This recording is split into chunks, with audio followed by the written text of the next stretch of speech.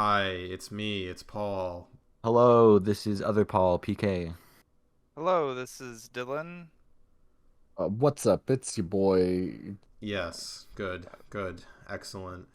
Um, well, welcome, uh, everyone.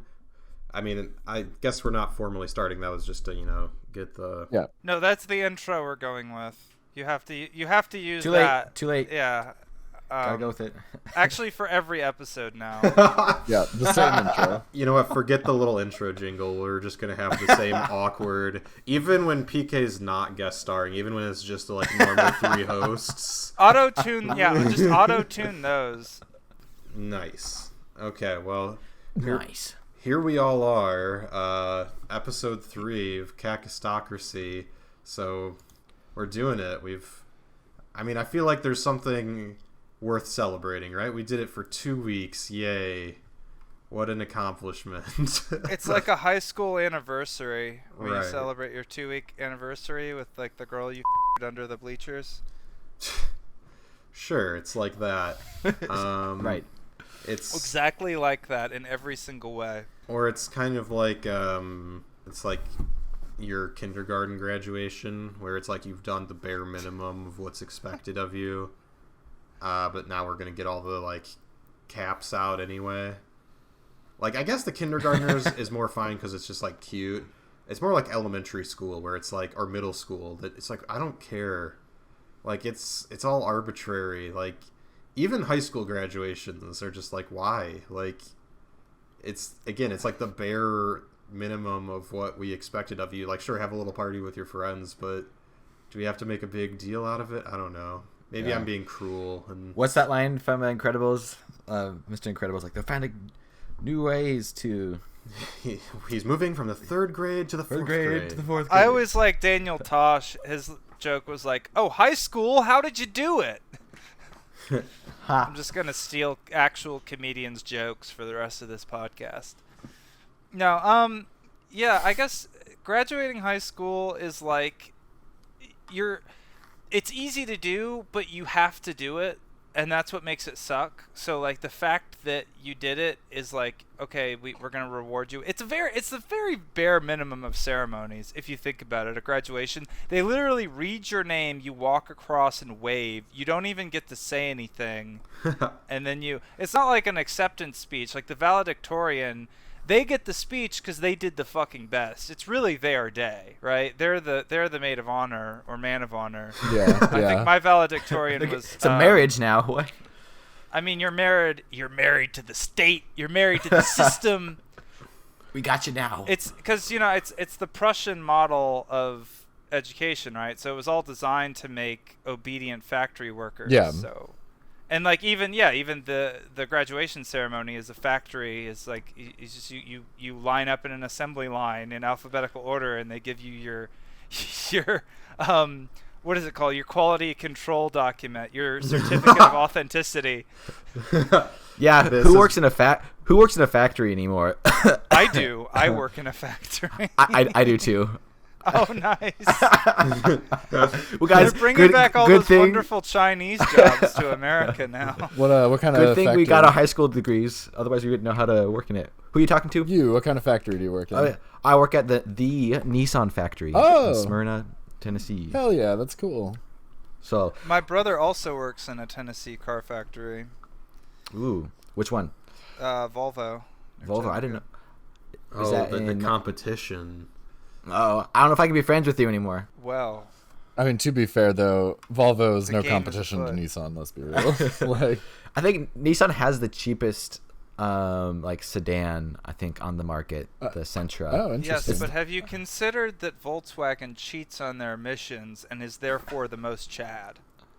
Rose Chad. I mean, do they still do that, or did they stop after they got Probably. No, I think they got in a lot of trouble for that actually. caught?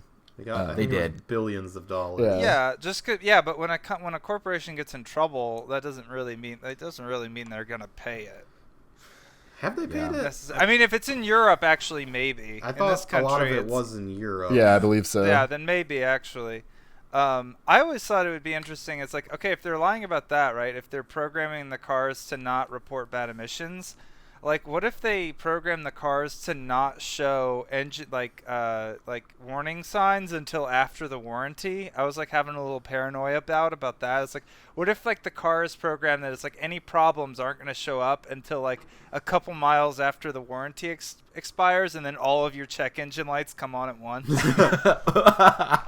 I guess it depends on how serious the problem really would be, because some of the stuff, you kind of have to get fixed. Speaking right away. of serious problems, let's say you have an empire at the turn of the century and the rest of the world is doing capitalism, and you're like, hey, we should do a capitalism, but then you do it too hard, and then all your peasants are like, whoa, we're not doing capitalism anymore. Could you tell? Isn't there like a story that kind of like that, or you probably have a different angle? I mean, it's a little more complicated than that, but it is. Yeah, today on Kakistocracy, episode 3, we've got the glorious tale of Czar Nicholas II, the last emperor of Russia until Putin, I guess. Hell yeah. So. Yes, we are talking about the infamous Czar Nicholas II, who I think falls more into maybe the just like incompetent or unprepared. He's a little cruel, but really I feel like it's his daddy that's maybe a little more taking like the cruel title. This is an episode I didn't study for, but I feel like I have enough. I watched the animated show as a kid, the Anastasia with the talking bat. The anesthesia. Well, that's Anesthesia. Yeah. It's regarded by historians as being an accurate account of what was happening at the time. So yeah, I think you're fine. So yeah, I know about this. I know about this one. Good. We do mention Rasputin later. He's involved, because of course he is. So yes, this is we're going to talk about the waning hours of the Russian There's a song Empire. about that. I was gonna say, are we gonna get copyright striked if I start singing it? Because like, I mean, we didn't get struck for last week when Dylan started. I don't remember the song now. Well, if Dylan's quoting comedy, if he's ripping off other what did you say earlier? Daniel Tosh. Then we're all gonna have copyright issues, You know the song? Ra Rasputin. Rasputin. Oh, that's about the. Oh, I didn't know that. I just know that as a meme. What's about? Yeah. Okay, we're Lover of the Russian Queen. Yep. I think as long as There you was only a do cat- like a 40-second sting, I think you're okay. It's only if you I play think like for over 15 or 20 seconds. There or are something. actual guidelines on fair use or whatever, of like the amount of time you can play and different things like that. So. the more like guidelines than actual rules. Right. Just pitch shift it down a couple octaves. They won't know the difference. Do the YouTube And thing where you crop the video at a weird angle. And, There you go. Reverse it.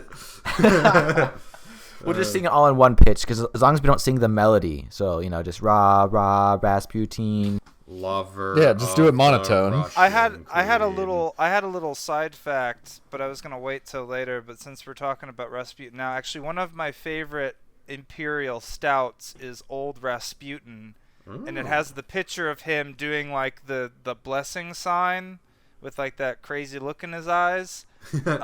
Very good beer. It comes in the 4-pack. That's how you know it's really strong. It's like I don't know if You it's can't barrel handle aged 6. or not. You Yeah, just no, have to 6 keep would it kill warm. you. Those are But always it's very like- good. If you have you've had Rasputin, haven't you? Really? No, I don't think so. Oh, they're good. They're really good. It's Just shout out usually- to old Rasputin. When it's the beers like that where it comes in the 4-pack, they're always also like, $17 for 4 of them. And But I That's mean, how you know they're it's good. always delicious. Yeah, I've never had a bad experience buying one. There's no disputing the Rasputin. this kid. Nice.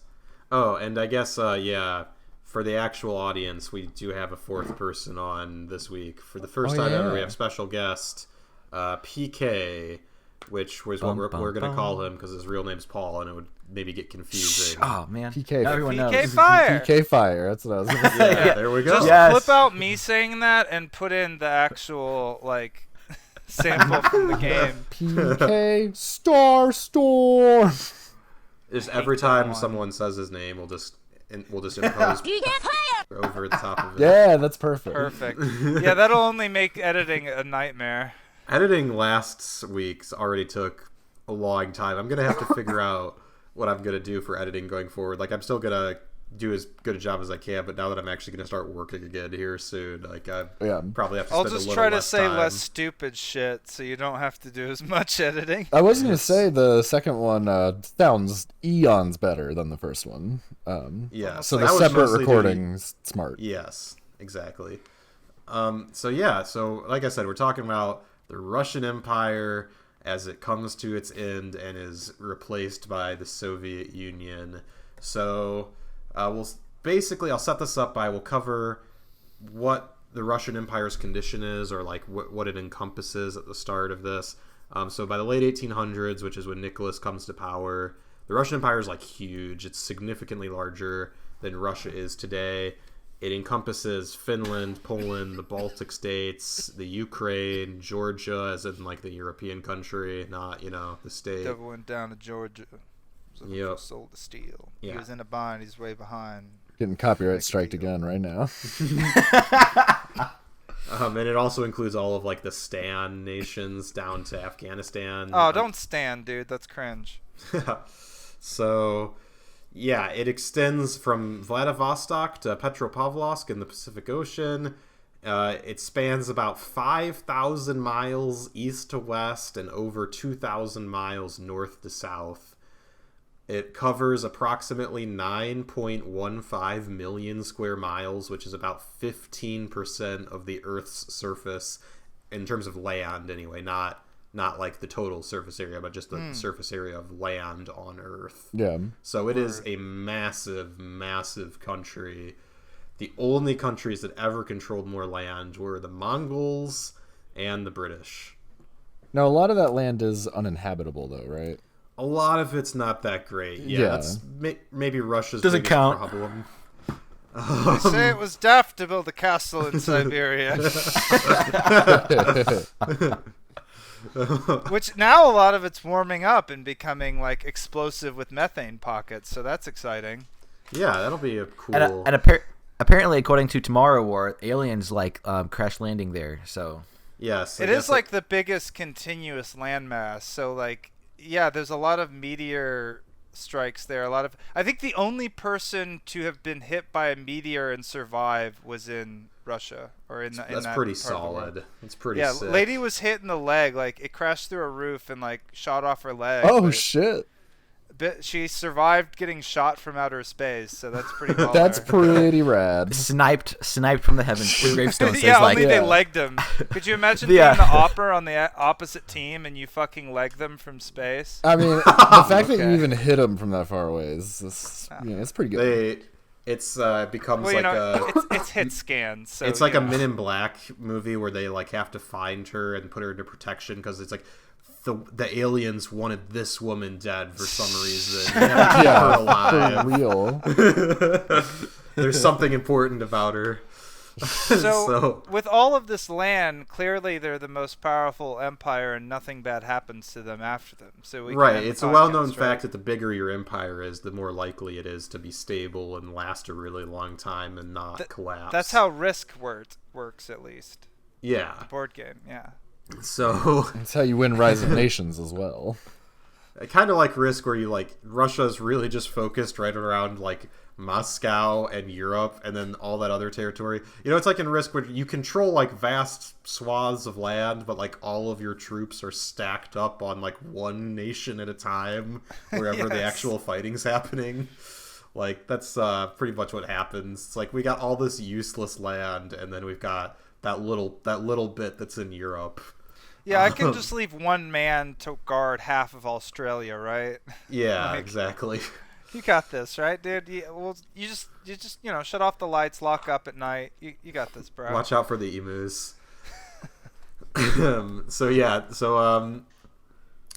While other nations in Europe, and the reason why, like, again, it's really most of Russia's in Asia, but it's a European power for all practical purposes.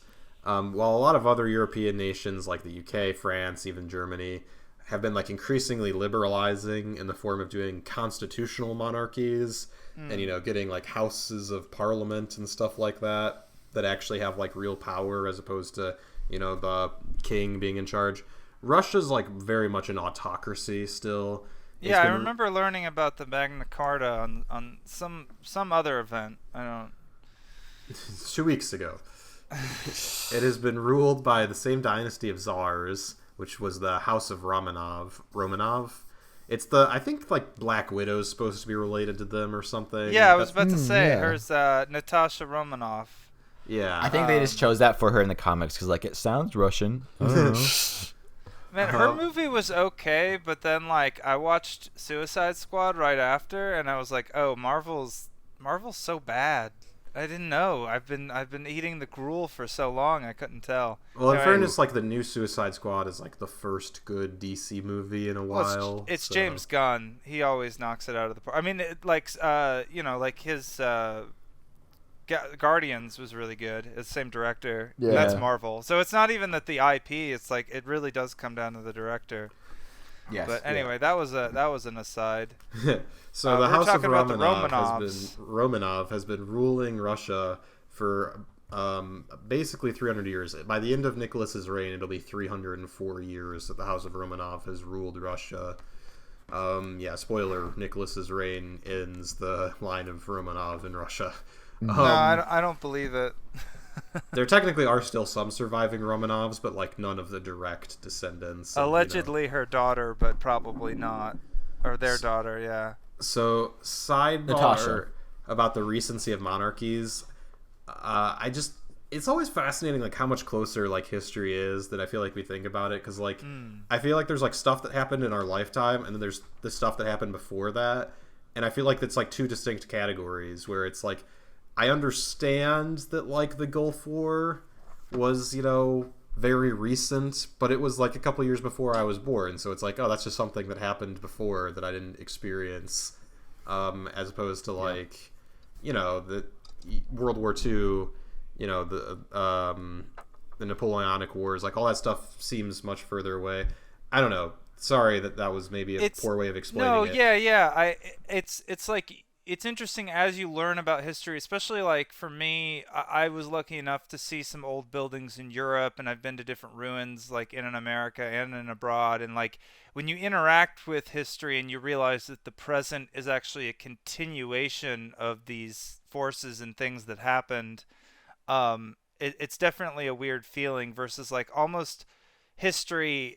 I had a friend that once said that World War II was kind of the last thing that's the newest thing that's considered history, and then we almost see it, we almost look at it in a mythological light rather than in like an analytical or scientific despite the fact light. that there are like people who are still alive that were alive during that time. Yeah, I actually have. It's interesting. Yeah, I have some flags that were my grandfather's. He was at D-Day. He was a signal guy on a French boat. Oh shit! I have his little signal flags that were like at D-Day. It's weird, and they're just in my room, like rotting away. It's a real thing you can actually touch and kind of interact with in a way. Like I said, my grandmother, who's still alive as of the recording of this, 2021, like her father was born in the 1880s, which is like, like the whole reign of Nicholas II happened while he was alive, like my great grandfather. Yeah, so that's crazy. Kind of, yeah. That's crazy. Anyway, so Nicholas II, I guess I'll try and get back on track. Yeah. Yeah, we haven't even introduced the guy. He was born. When was he born? Yeah, I'll get speeding along here. Nicholas II is born on May 18th, 1868. His father is Alexander III, and his mother is Maria Fedorovna. Russian is hard. At the time of his birth, the ruler of Russia is Alexander II, who is Nicholas's grandfather. And the major important political and social change that is happening around the time of Nicholas's birth is Alexander II's emancipation of the Russian serfs, which was an event that basically happened from 1864 to 1866. So Alexander, are the serfs basically slaves, and they're slaves? It's slavery with extra steps. Yeah. Word. But Okay. now when you say they're being emancipated, there's like there's some reforms going on at this time, and this is like around when he's born or around when he comes to power? This is like right before Nicholas II is being born, but it's kind of setting word. the stage for things that will continue happening into his reign. So, do they get like full autonomy, or do they just get they to party get a on the lot weekends? more freedoms than they had. Like they actually get to own some land, and they have more freedom of movement and stuff like that, and they're no longer like owned by the Russian nobility for all practical purposes. They can listen to rock music if they want. Damn, that's pretty chill. Rock music for most Russian serfs before this was when you took two rocks and you hit them together. Yeah, there you go. It was the sound it made. But yeah, Alexander II is actually known as Alexander the Liberator for this reason, because this was actually like his idea for the most part. Like I think, part of it was him realizing this is the way that the world is going, but like he also was like a big supporter of like fighting and pushing for this idea. And yeah, the serfs are slaves for all practical purposes. It's about 4 out of every 10 people in Russia are serfs. God damn. So the Russian serfs are organized into what are called dvori, which are like households. They're probably like usually around 6 to 10 people, and they work sort of a designated area of land. And these dvori are underneath of mirs, which is like basically a commune. It's like a village. And they share resources, and the mirs are like mostly self-sustaining communities, but the mirs don't own the land. The land is worked by the peasants, and it's owned by a class of people called the pomeshchiks, which again, I'm probably mispronouncing a lot of these because they're Russian, but and the serfs are not allowed to leave the land that they're born on, at least not with out the permission of the people that own them, basically. And the landowners take about 1/3 of everything that the peasants produce. So again, it's basically just slavery. Like, you belong to these people because you were born in the area they own, and then so you're basically being pimped out, but you do get to keep a little of your own. Yeah, you get to keep a little of your own produce, but it's it's like if the government just taxed 1/3 of everything you got, and also you couldn't, you had no right to own anything, and you don't have the ability to even try and really save up what you have to buy your own land at some point. You're just not allowed to own land. Or if your employer took the surplus value of your labor. I'm sorry, I had to say it. I had to do it to him. I mean, at least you're allowed to find a new employer. This is also This is also true. Yeah. So the serfs are. It's not a great situation, and everyone's sort of starting to recognize that. And Alexander II actually it's one of the first things he does when he comes to power. He comes to power in 1855, and already by 1856 he's addressing his noblemen at a gathering. And he says, "My intention is to abolish serfdom. You can yourself understand that the present order of owning souls cannot remain unchanged. It is better to abolish serfdom from above than to wait for that time when it starts to abolish itself from below." Okay, so this guy's this guy's good. on the up and up. Yeah, and it's interesting that this is at the end of a dynasty, and typically you see the end of dynasties. Well, I guess this is a little foreshadowing, but normally you see the end of dynasties become less in touch with reality. Oh, it gets there. Yeah, so this is a really interesting contrast that his predecessor was like, hey, humans maybe should not be owned by other humans, maybe. Yeah, so good points. Yeah, this is I guess it's all happening about the same time as the Civil War. Yeah, I was about to say this is probably shortly after. They probably saw the Civil War and was like, we don't want to fight one of those. And wait a second. What if Abraham and Alexander were communicating with each other? This is mind-blowing. It is. I mean, it does sound.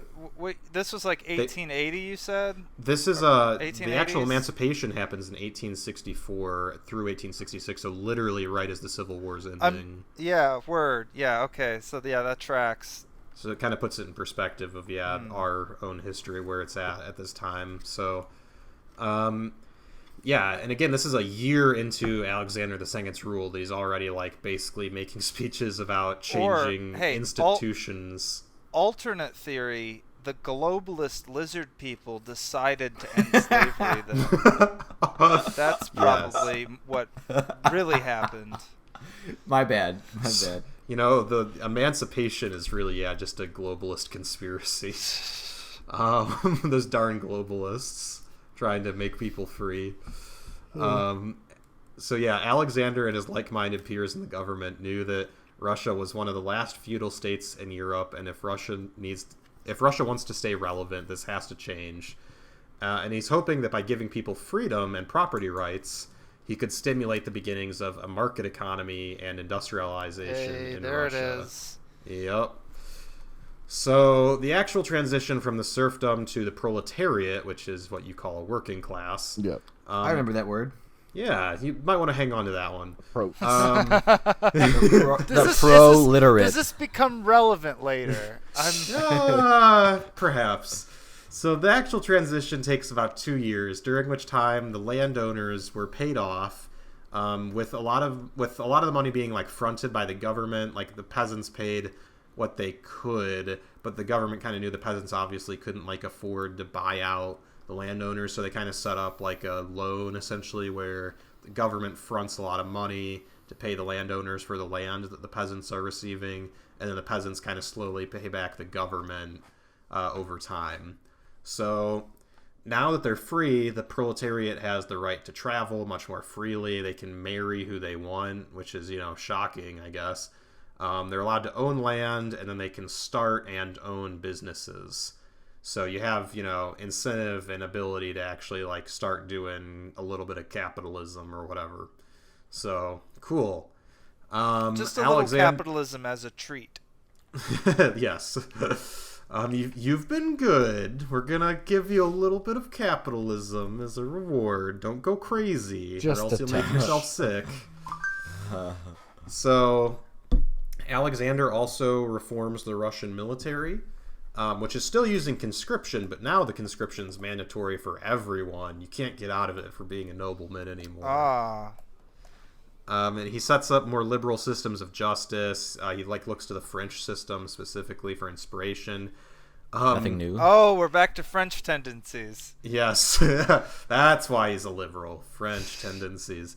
Another thing that's happening in Russia at this time is this zone of like pale settlement, which is basically a big anti-Semitic thing going on that specifically targeted Jews, and Alexander relaxes this a little bit by repealing some taxes that specifically targeted them, and he also allows educated Jews to live outside of the pale settlement, which is where they've previously been restricted to live. So he's like a little less racist than some of the guys who came before him, so we'll give him points there too. And also, I guess like one of the more notable things in the United States, Alexander sells Alaska to the United States in 1867. Oh hell yeah. That sets us up for Balto. Fuck yeah. So give us them Grizzlies. That was basically because like he recognized that there was no way that Russia could actually hold on to Alaska if like a war were to happen. So he's like, I might as well just like get what we can for this thing. What is that? Is that the Bering Strait? Yes, the Bering I Strait. always thought it would be dope as fuck if they put a bridge there. See, it would be cool, but the thing is, there's nothing on either side to justify putting a bridge there. Also, that's like one of the roughest seas, I think. Like it's not very peaceable. That's what would make it so fucking cool. You'd You be get a- driving over it, and like giant ass waves would be splashing around. 56 It would look mile like long bridge. It would look like a That seems fucking hard to metal maintain. poster or like a metal music video. You know what And I mean? Maybe just literally, like, even if once you drive across the bridge from, like, Russia to Alaska, it's still, like, hundreds of miles to Anchorage. Like, I guess that's really the problem. If there was, like, a major city on either side, like, right there, then I feel like it might be plausible to be like, yeah, let's make a bridge. But since it's literally just wilderness... I guess shipping ships, like, shipping container ships are so efficient, but, like... I don't know, wouldn't there be like some for like long haul shipping of certain goods that maybe don't like to be transported by boat or Oh, something. you know what? Let's have Elon Musk dig Or a tunnel. If you had a There you train, go. Do a you know, hyperloop. There you have a go. train line like a tourism. You could do like a tourism line. I don't know, man. I just like big ass bridges. They're pretty I think cool. I think you should just do a cannon to launch people from one side to the other. That makes the most would be sense. beautiful. That is far more practical. Yes. Absolutely. So he sells Alaska for a famously low price, isn't it? Like It's $2 a fucking acre, or like. I don't have the per acreage breakdown, but it's $7.2 million total. God which you damn. might think like, okay, like 1800s, like $7.2 million must be like a ton of money today. When you adjust it for modern times, it's still only 133 million Oh Jesus. with an M. So like, there are professional athletes who There's are a paid lot of more oil than... in Alaska too, isn't there? Yeah, but they don't know this at this point. Yeah. Fair. They They just don't think know it's that bad. oil is going to be the new everything. That basically oil becomes the new slavery. I kind of have a world theory about that, but that's for another episode. When was the sale? 1867. Okay. So like Joe Rogan's Spotify deal could have basically bought Alaska, is the point. Lord. Yeah, oil didn't really come into play till early 1900s, right? Like. Yeah, and I also don't know if they even knew that there was any oil there yet, even if like they did know that it was going to be valuable. So I think they just kind of thought it was like a big stretch of cold wilderness that was far away, and we might as well sell it to the U.S. and make a few bucks. Yeah. Some of the best Good. snowboarding in the world, though. Also just beautiful nature, and yeah, anyway, there's I think there's also like some gold and stuff there, so even if they had known about the gold, they might not have sold it for, they would have at least increased the price, I would assume. But so despite being viewed as a progressive leader, he's not quite progressive enough for some people, and on March 13th, 1881, a group known as Narodnaya Volya, the People's Will, assassinates him. Oh, So shitty. they throw a bomb at him and he blows up. Shit. Dude, I love it. I want to imagine it's one of those cartoon round bombs with the fuse coming out of the top, like Yeah, Mario. good. Tell me it's one of those. There's Five got to be versus like a five. cool tossing cartoon it. of it. They're tossing it like back and forth while the fuse burns Yeah. down. Yeah, and then hot like potato. really fast piano Here, music Alex, is you playing. hold it. Somebody comes, like, runs up and, like, you know, snuffs it out, and somebody else relights it. And That's yeah. such a badass way to fucking kill somebody, though. is throw a bomb at them. Like, Yeah. So That's pretty intense. Slight issue. Earlier that day, he'd actually signed a new constitution that would have established 2 legislative commissions of representatives. But since he's killed, his son comes to power, Alexander III, which is Nicholas's dad, and he just like waves it off before they could ever be implemented. This is like one of the rare cases in history where the liberals are right. Is where like literally it's like the system was in the process. Like if the system is in a process of reform, maybe leave it alone. Yeah, maybe Like- don't assassinate the Like guy who's the guy trying who to just make everything freed you better. all. Like maybe let him wait till the next guy before you start throwing bombs at people. But Like, he's now already I'm wondering though. You gotta imagine him freeing people, even though he paid people off, right? Let me put on my tinfoil hat. Let me put on my 100-year-old tinfoil hat for a second. Like, maybe he was assassinated. Maybe it's one of those things they made it look like it was like the People's Liberation Front of Judea or whatever. But then, like, really, it was like one of the nobles that, like, misses having slaves, right? That was my He, like, first maybe. thought. took off all his fancy clothes and Yeah. like put on some pauper's outfit. Yeah. Because Like, where is a peasant gonna get a bomb? Why do Come these on. peasants look so well nourished? Now this is a question. So his dad is Alexander III. Nicholas's dad is Alexander Yeah. III. Yep. So why is he Nicholas II? Because it's like royalty. Like I think it's like how King, like was it King George It's V? actually or based the off of their sixth? Yelp review. Oh, It's how many stars Yeah, they it's how many get. stars. they 2-star. It's like royal houses. They don't necessarily go straight in order. It's like it's not like you have like John the First, John the Second, John the Third. It's like you'll have like John the First, and then his son might be like Steve, but because his like great grandpa was also Steve, Steve is Steve the Second, and then like 200 okay. years later, when we finally have another king named John, even though like he wasn't even alive when John the First was alive, but since he's in the same line. of the family or whatever. When he eventually comes to power, he's like, oh, this is John II. Gotcha. So, okay. Yeah. So that's interesting. So Alexander's dad comes to power, so now he's on bad. He's up next. But yeah, Alexander III is considered a highly reactionary ruler.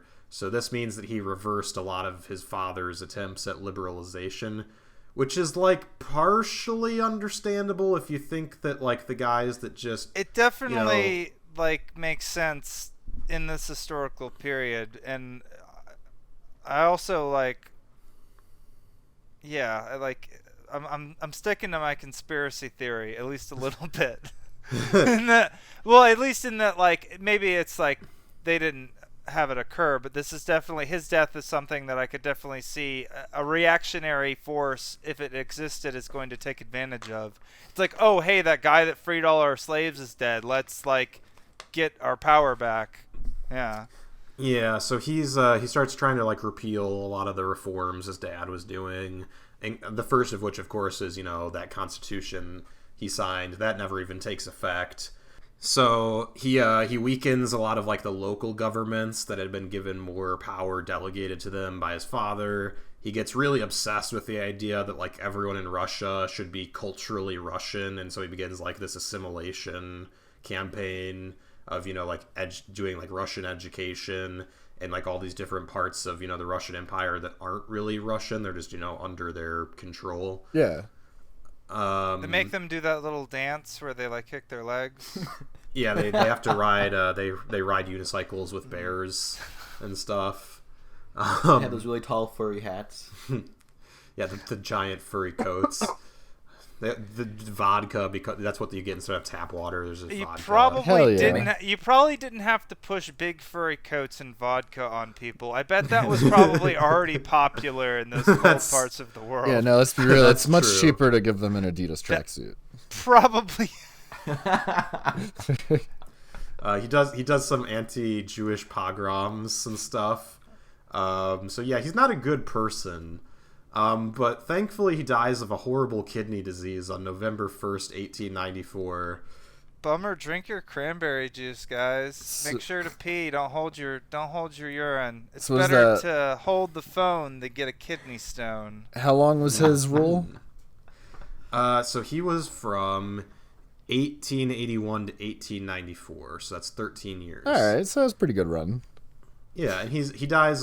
He's younger. It's interesting. His father gets assassinated. That's right good by for bomb. A president. That's bad for an emperor or king. You want like a 30-year. Yeah. Fair. But his father actually lives longer despite getting blown up by the bomb, as opposed to this guy just dies of disease. But I guess this is still at the point where like dying of these sorts of diseases was still a little more common. But yeah, he dies. He dies at age 49, while Alexander II died at 62. It's interesting that like a lot of the guys we covered died at 49.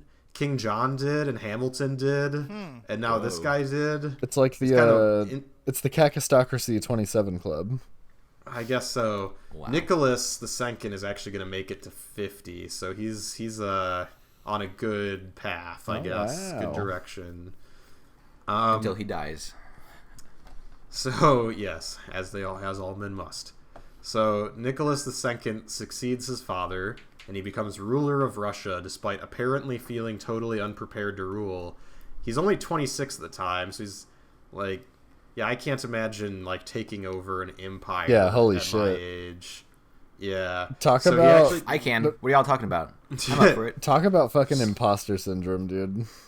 Like, yeah. So he tells his brother-in-law. Could you imagine like being ruler of a country at 20 something?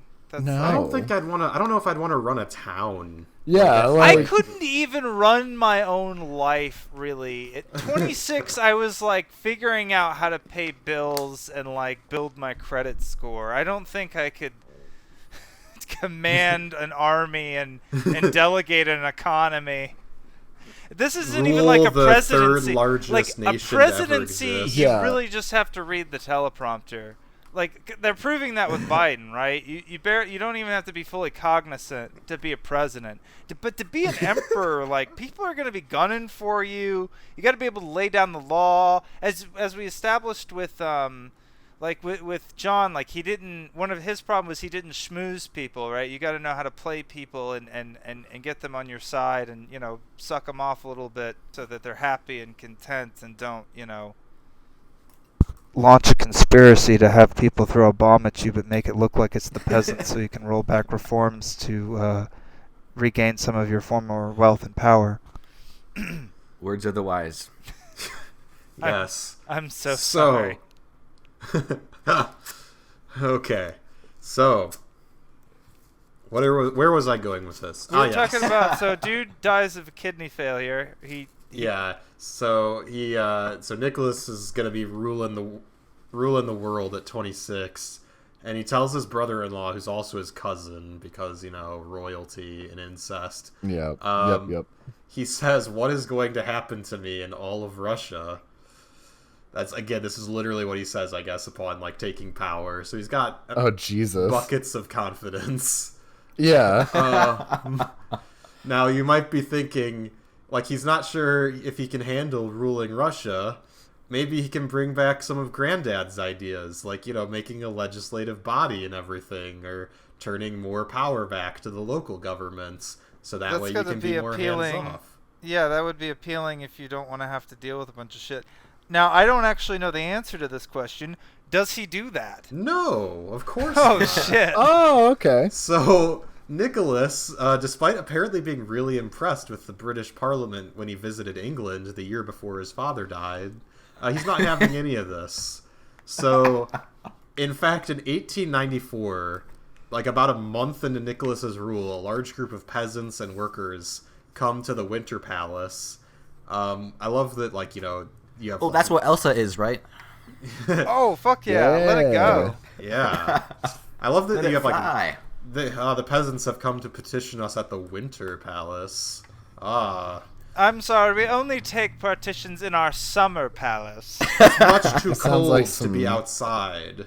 Some fucking Elder Scrolls shit, dude. Yeah. So a large group comes to the Winter Palace because it's Winter Palace has been updated on your quest marker. And they want to encourage Nicholas to adopt reforms. I think it's because they know he's the new ruler, so they're like, maybe this is our chance to hear our voice heard, right at the beginning of this guy's rule. So they show up to encourage Nicholas to adopt reforms and improve the life of the peasantry. And Nicholas responds, I kid you not, this is a quote. It has come to my knowledge that during the last months there have been heard in some assemblies of the Zemstavos, which are the local leadership councils, the voices of those who have indulged in a senseless dream that the Zemstavos be called upon to participate in the government of the country. I want everyone to know that I will devote all my strength to maintain for the good of the whole nation the principle of absolute autocracy as firmly and strongly as my late lamented father. It seems like he's processing his father's death and he's overwhelmed with this new title, so his instinct is to carry on his father's will or his father's wishes. Yeah, just projection. It's like the moment where SpongeBob gets into the vehicle. It's like, okay, now SpongeBob, what do we do now? Flooring it. Yeah, exactly. Backing up. Who knew we could connect SpongeBob to Russian history? You backed up. Yep. There you go. That's why I'm here, folks. Little known fact: the Winter Palace was actually mostly constructed out of pineapple. The winter fruit, of course. Of course. It was to show how decadent the Russian royalty was to, use such a frivolous building material. Man, it stays frozen, so it doesn't go bad. Yeah, they're dull frozen pineapple. You're just like an angry Nicholas II. Exist yet. I don't think. Man. I think Dole, basically taking over Hawaii would be another amusing episode, I suppose. Yeah. Um... Or what's the one? The fucking Is it the Banana Wars or something? That was down in like Central or Banana South Republic, America, I think. yeah. The Banana Republic. That would be a fun one. I like Yeah. how we made that a store too. Is that where it It comes is from? kind of funny. I'm gonna say I looked it up. Dole was founded in 1851. Okay, but had they taken? I don't think they had taken over Hawaii yet, though. No, that I don't know, but they were at they least might around. have had pineapple in a can. Yeah. That's possible. Potentially. I don't know when canned fruit was invented. But yeah, I just love the idea that your leadership is able to like go up and just make a speech about how I'm an autocrat and that's how we're gonna do things. Like, is not even like trying to conceal, like, because modern dictators, at least, I feel like when they're giving their, propaganda speeches, are at least like, talking about like how it's for, the good of the people and like I've been chosen by the people's will that I totally didn't rig. You know what I mean? Like, they at least have to pretend. But, like, this dude's just like, nah, I'm an autocrat, like, and that's just how we do things here, obviously. Maybe I actually appreciate that. At least he's honest, He tells it like it is. It's indicative of how it's God like damn it it. pretty much sums up how insular his worldview is because this is what he's taught, this is what his father taught him, this is what all of the people around him are going to tell him what to do, but he doesn't understand that the population at large doesn't view it this way. The population at large thinks that it shouldn't be an autocracy, at least enough so that they throw bombs, allegedly. I mean, he's just a fucking rich kid, right? Like, he's a Chad. It's just a big, dumb play place for some dumb rich kid. Well, this is what the reptilians taught. I mean, So my father told me. Yeah. Maybe the reptilians don't influence Russia because it's too cold there. Oh, that makes sense. The true reptilians are the friends we made along the way. So, yeah, we're off to a good start. And then another fun thing happens at his coronation. So, even though he starts ruling the country like as soon as his father dies, he won't formally get coronated until May 27th, 1896. So the emperor's coronation is like a really big party, right? Yeah. So there's lots of like beer and vodka and feasting and all that good stuff. And importantly, they're giving away a bunch of it for free. And there's like, free food and free beer, and it's right outside of the capital. Oh, wow. Hell yeah. And they're all set up, like a gigantic fair, and about 100,000 people show up, which is like a lot for, Yeah. at the time especially. And let me guess, they run out of beer. Well, not actually, but rumors start that they might not have enough food and beer for everyone. We actually don't know whether, there's any truth to this, but it's the kind of thing that could definitely, like, you could start circulating, right? And this triggers a stampede as everyone tries to rush the, like, food stands to make sure that they get something. Shit. And 1,389 people are trampled to death. Jesus. What the fuck? No, trampling accidents are extremely deadly because you get enough people moving all at once. It's like, you just get crushed. You just crush people. You smush people against each other. I was watching a couple of guys push a car out of the way on my way home this morning, and it like dawned on me. It's like, you get a couple people pushing together. They're pretty fucking strong. I mean, if you imagine a car rolling into you. That's the equivalent force. It's amazing the strength of the people when we can get them all to work together and rise up. Just the common man. Right? Yes. Wink, wink. Cue that clip from Men in Black. You look it up. You know the one on the park bench with the Tommy Lee Jones and the Wild Wild Smith. I'm gonna be honest, I don't remember it right now. He says a person is smart. People are dumb. A person is smart. Cue up the video of Skeletor just being like, "What?" Yeah, so this is widely seen throughout the Empire as a bad omen of Nicholas's rule. Yeah, that's pretty awful. That's a fucking tragedy. I was thinking of like, how when you break a bottle on a ship to like coronate it or christen it. Yeah. Yeah. If it bounces, it's bad luck. I was thinking it was going to be like something like that happened, but yeah, 1,300 people getting trampled to death because you ran out of treats. Yeah, that's fucking bananas. That's a banana republic. Hey, this guy. Yeah. So, anyway, Nicholas ends up ruling in more or less the same stead as his father. He really keeps Russia behind socially. Meanwhile, in 1897, right as he's coming to power, a young man named Vladimir Lenin is exiled to Shushenkoye, which is kind of by Mongolia, for 3 years. Why was he exiled? Well, back in 1887, his brother had been executed because he was seen as a principal figure in a group we might have mentioned earlier, the Narodnaya Volya, which was implicated in a plot to assassinate Alexander III. After he's executed, Lenin embraces his brother's ideology of Marxism and begins protesting against the Tsarist government. I'm the walrus.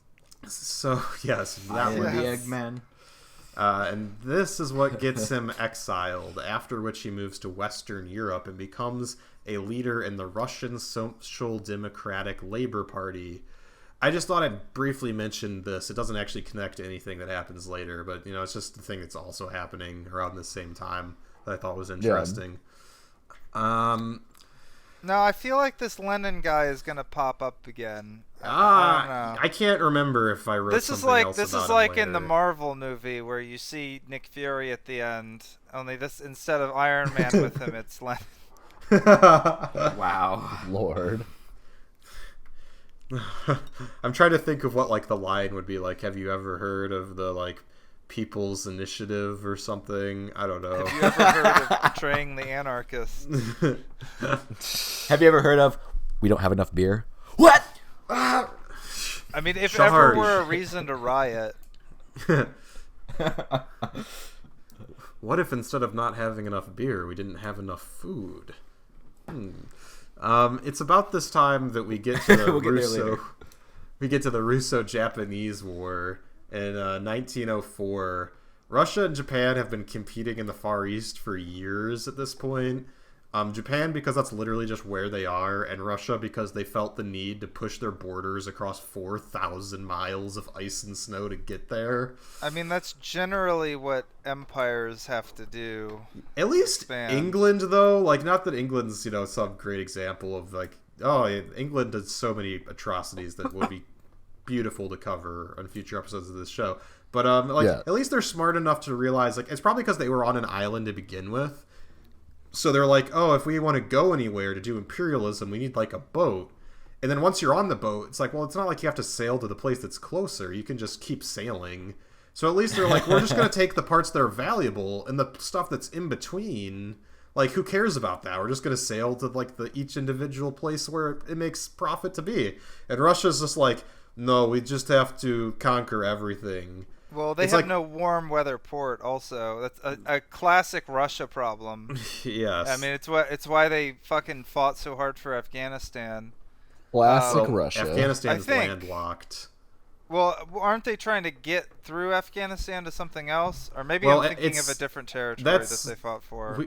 That's a whole nother story. But I don't even. I'm sorry. I'm not sure if I even want to mention maybe it it at was this just point. the lithium. Maybe I'm probably wrong about Afghanistan. It was because they had a buddy there that was trying to be like cool with the Soviets, and then they tried to send troops in to help him establish his power, and that all goes sideways. And it's a very long, complicated story. It's almost like they were still doing an imperialism.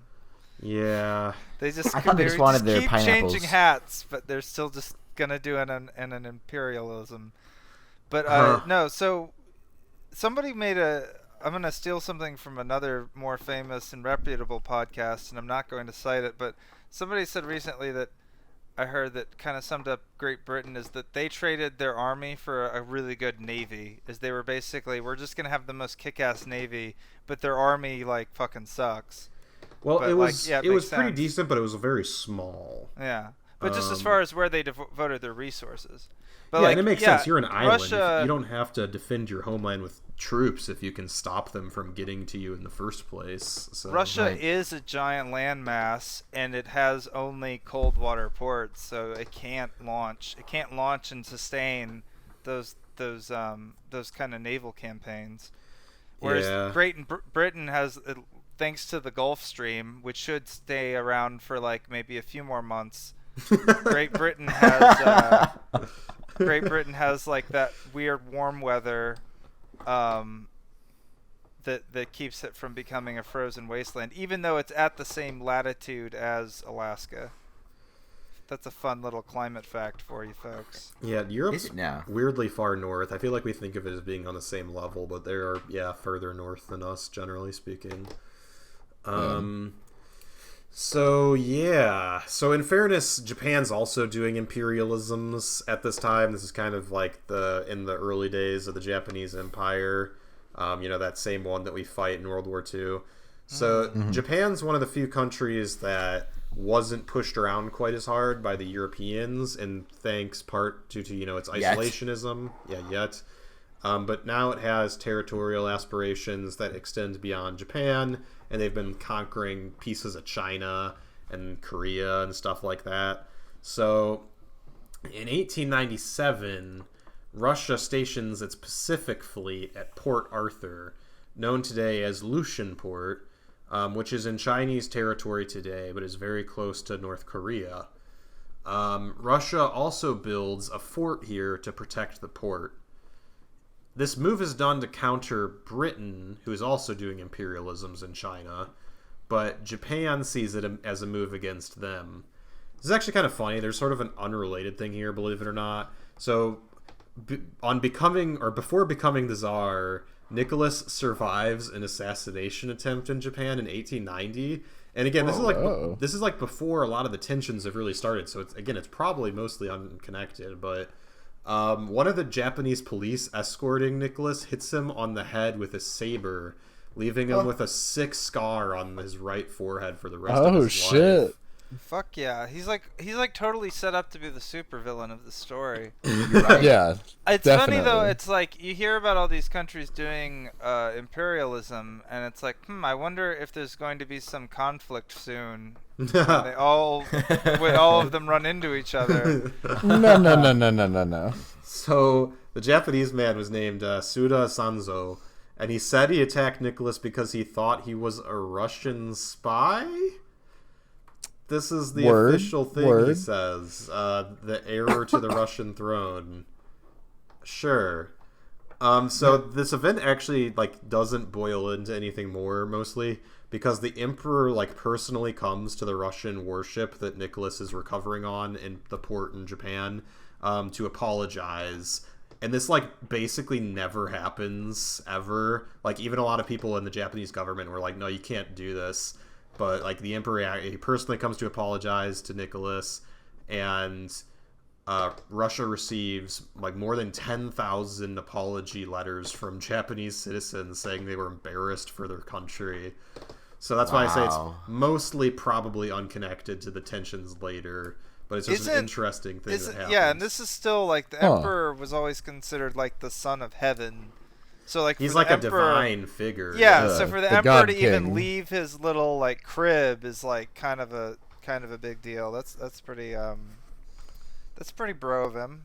Yeah. Also, I think this is another fun detail. Nicholas gets a dragon tattooed on his arm in Japan. What? Oh, fun! Yeah. Dude, he is the super villain. Dude, he's totally the spoiled fail son. The guy with the dragon tattoo. Bro, I'm gonna get fucked up and get a dragon tattoo. It's a large tattoo across his whole right forearm, and there's actually some photos of him where the tattoo is visible. Hell yeah, I love that. Would that be weird? Sweet, I got this awesome Japanese tattoo, and then some guy tries to kill you, and then now whenever you look at this tattoo, all you're gonna think about is this assassination attempt. Yo, he got a tattoo and a scar. It's pretty sick. Yeah, that's a good trip. If I can survive that, then surely I can be Tsar. Yeah, the two there were two just random Japanese civilians that were around when it happened, and they were the ones that tackled the policeman who tried to kill him, and they were like given like Russian medals and like a ton of money and stuff like that by the Oh, Russian wow. government. It is kind of funny that it's like he is kind of the equivalent of like a real life supervillain, and he like is totally rocking the look with like Now I the wonder, headscarf and 'cause the. I know at least current day in Japan, like tattoos are somewhat They're taboo, seen as right? like kind of like a Yakuza thing, I think. Yeah, for sure. And there's like onsens that you can't go into if you have tattoos. But yeah, I don't know if So that's I more of wonder- a recent thing or how. Yeah, it like I looked at wonder at if the back time. then tattoos were more of a normal thing. Well, they had they had a large cultural reform after, like. After we nuked them, I believe. Yes. Yeah, after Yeah, that's- basically that's we're like, true. you're going Thoughts to will do do it, our donkey. culture now, but cuter. Oh. I mean, I have like 4 anime waifu figures next to me. Oh my so. gosh. Okay. Anyway. Cuter indeed.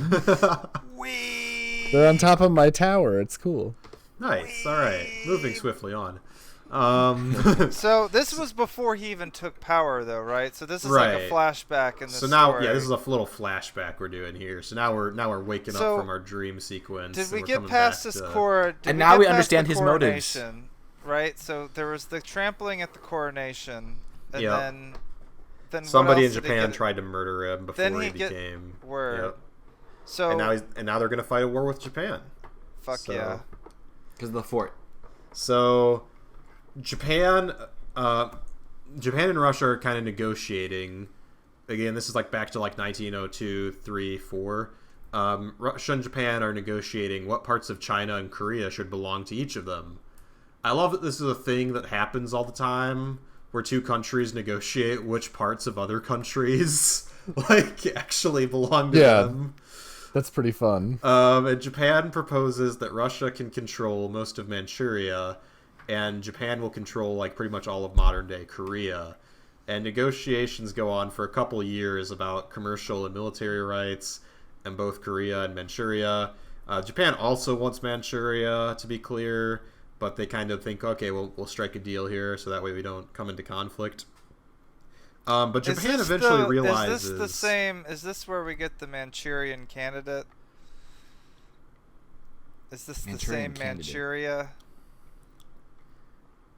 You know, like from the movie. Yeah, from the movie. Yeah, no, I got it. I just You was trying know- to think of a comeback. I'm sorry. And if I wanted, you know what? I'm not going to do you like that. So I- Japan eventually realizes that Russia doesn't actually want to come to an agreement in the negotiations, and instead they just kind of seem like they're stalling for time as more and more of the Russian military just kind of shows up in Manchuria. My troops are just passing by. Yeah, no need to worry. They're simply passing through the area. They thought it necessary to trek all the way across Siberia Yeah, just to pass through. it's like, sir, the only Yeah, thing so in at this this area point- is Japan and wasteland. At Where this are point, they how do possibly these going? how do these powers stack up? Like, if you were to put them in a tier list, like if you were gonna make a YouTube tier list of like, you know, 1880, 1890. We're like 1890 right now. When is this? I mean, Japan's doing some good stuff. I mean, like, but everyone thinks that Russia will win. But part of that's just due to like European racism at the time. They just couldn't believe that like a white army would get defeated by, you know, a not white army. So, yeah, that's about to get proven wrong. But like on paper, everyone thinks Russia's would be superior. So Yeah, because Japan had that rapid industrialization, as seen in the famous Tom Cruise movie. yes, that other historical account of things that happened. The only one movie he's been in, Yeah, that one. Mission One. Impossible. obviously. So this reluctance to actually want to come to a mutual agreement on part of the Russians may actually be due to, again, good old-fashioned racism. Because, so Nicholas II and Kaiser Wilhelm II of Germany are, like, friendly pen pals. And at this point, Germany is, like, gone wild in, like, anti-Asian propaganda. So Wilhelm, who is so close and personal with Nicholas that they sign their letters to each other Willie and Nicky. Oh, cute. That's so cute. So he was talking up Nicholas about how it was his God-given duty to defend Europe from the quote, and I'm only going to say this in quotes, yellow peril. So, My God. yeah, he Yikes. also frequently encouraged him to act aggressively, saying they would work together and Germany would dominate Europe while Russia would dominate Asia. Did he draw like a little like slanted-eyed Heart. guy in the corner of the letter? too? Oh my Hat on? God. Yeah, probably. And there's like a doodle of like Nicholas like shooting him with a pop gun or something. The Chad, there's little the stick Chad figures. Russian versus the soy Japanese. God. So it's after receiving these encouragements from his cousin that Nicholas changed his mind and decided he would not compromise with Japan. Wilhelm wrote that Russia needed to defend the white Christian race from the yellow race, and that Japan wanted to organize Asia to lead it into battle against the white European race. Yo, it is legit hilarious. I mean, it's terrifying and horrific, but it is also hilarious when like the rich and powerful also fall for racism, because it's something that like is really like kind of implemented to control poorer people by rich people. Sure. But then like rich people always end up believing their own propaganda and which is foreshadowing. Anyway, Yeah. Interesting. So Nicholas responded that he would still prefer a peaceful solution. Nikki's like, I don't know about this, Willie. But Willie replies, calling his cousin, and again, they're also cousins because all of the royalty in Europe's related. yeah. Yep. He calls his cousin an innocent angel, saying, "This is the language of an innocent angel, not that of a white czar." Wow. Nicholas basically gets mocked into going to war by the guy that he's going to go to war with in 10 years. Yeah. Because remember Yeah. that Germany and Russia are on opposite sides of World War I Oh as yeah, well. they had a thing, Yeah. didn't they? Yeah. So Japan... Yeah, this was a cute little fling they had beforehand. Japan kind of realizes that the military thing is going to happen, and they preemptively declare war on February 8th, 1904. You just activated my trap card. Did they say that when they went to war? I think so. I think they did. Yeah. But 3 hours before the declaration of war is delivered to the Russian government, the Japanese Navy launches a surprise attack on the Russian fleet at Port Arthur. Hell yeah. Oh shit. So this is, I guess, just like a trend in Japanese war making, I suppose. Oh my gosh.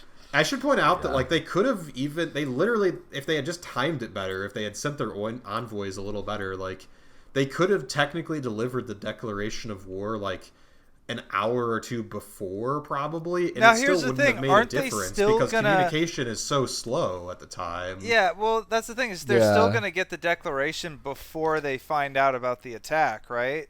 Mm-hmm. Like it's not like they're But going at to least radio. that way This is pre-radio, right? This is because They had didn't- telegrams and things, but, like, it would have Okay, taken then. a while to, like, you know, move everything around. And, So like, that's get pretty locked. dope. Yeah, So it's like that's- literally the that's like, envoy yeah. gets there and it's like, "Yo, son, like your command post is under attack," and then friggin' And then the next But guy no, for walks sure, in The and next it's guy, like, here's yeah, the then you're declaration of war.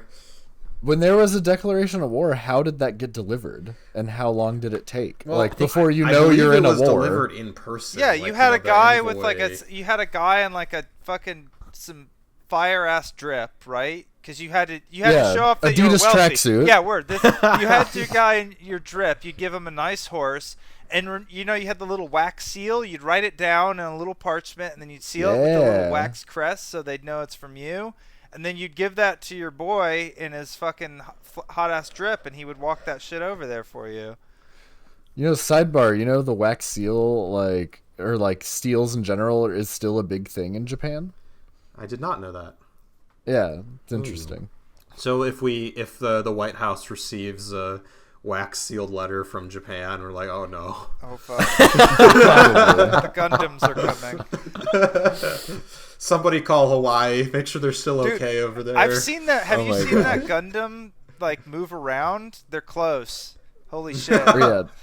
Well, no, yeah, with the Yeah. Japanese, it's not still wax seals, but like having a seal for your initials or like for Okay. you is still like super common. Well, the wax Okay. seal, I think, was like a form of encryption, right? Because when you open the letter, it breaks the seal, and back then it would have been really hard to make an intricate little press like that. You'd have to get it custom made from a blacksmith, or I don't, there's probably some guy that made them or whatever, but it would be hard to replicate. So it would be that way. You knew it was coming from the king or the emperor or whatever.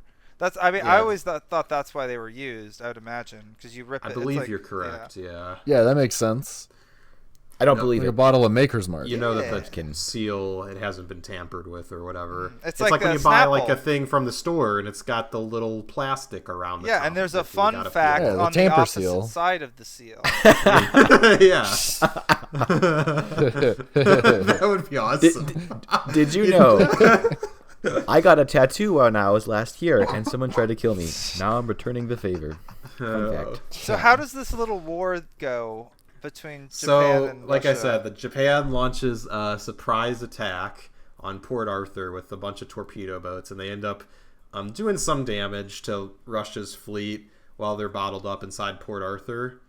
You have to so- edit in that shit.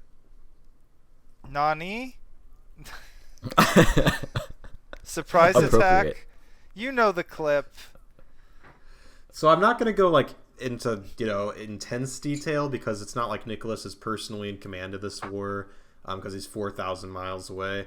But yeah, Right. so after a few months of being blockaded in Port Arthur, in which there's some skirmishing and the Russians managed to sink 2 Japanese battleships, but they pretty much failed to escape Port Arthur, and the entire Russian Far East squadron more or less is destroyed. Damn. That's that's Well, I'm not sorry. good. Did you What say? about how Did you big say of a a- few months? Yeah, a few months. So you're yes. talking about like That's a siege, crazy. like a pretty serious siege. And then like how Yep. big is the Russian force? Like do you have like numbers on like how large Let the me try force and was? pull up those numbers. I have Sorry. numbers for some of the battles later, but I didn't actually have numbers for this Well, in a one. case like that, if it's a few months, right, the Japanese are just on their ships the whole time. Well, they do also land troops, but the Russian Navy, or the Japanese Navy is just like doing a blockade.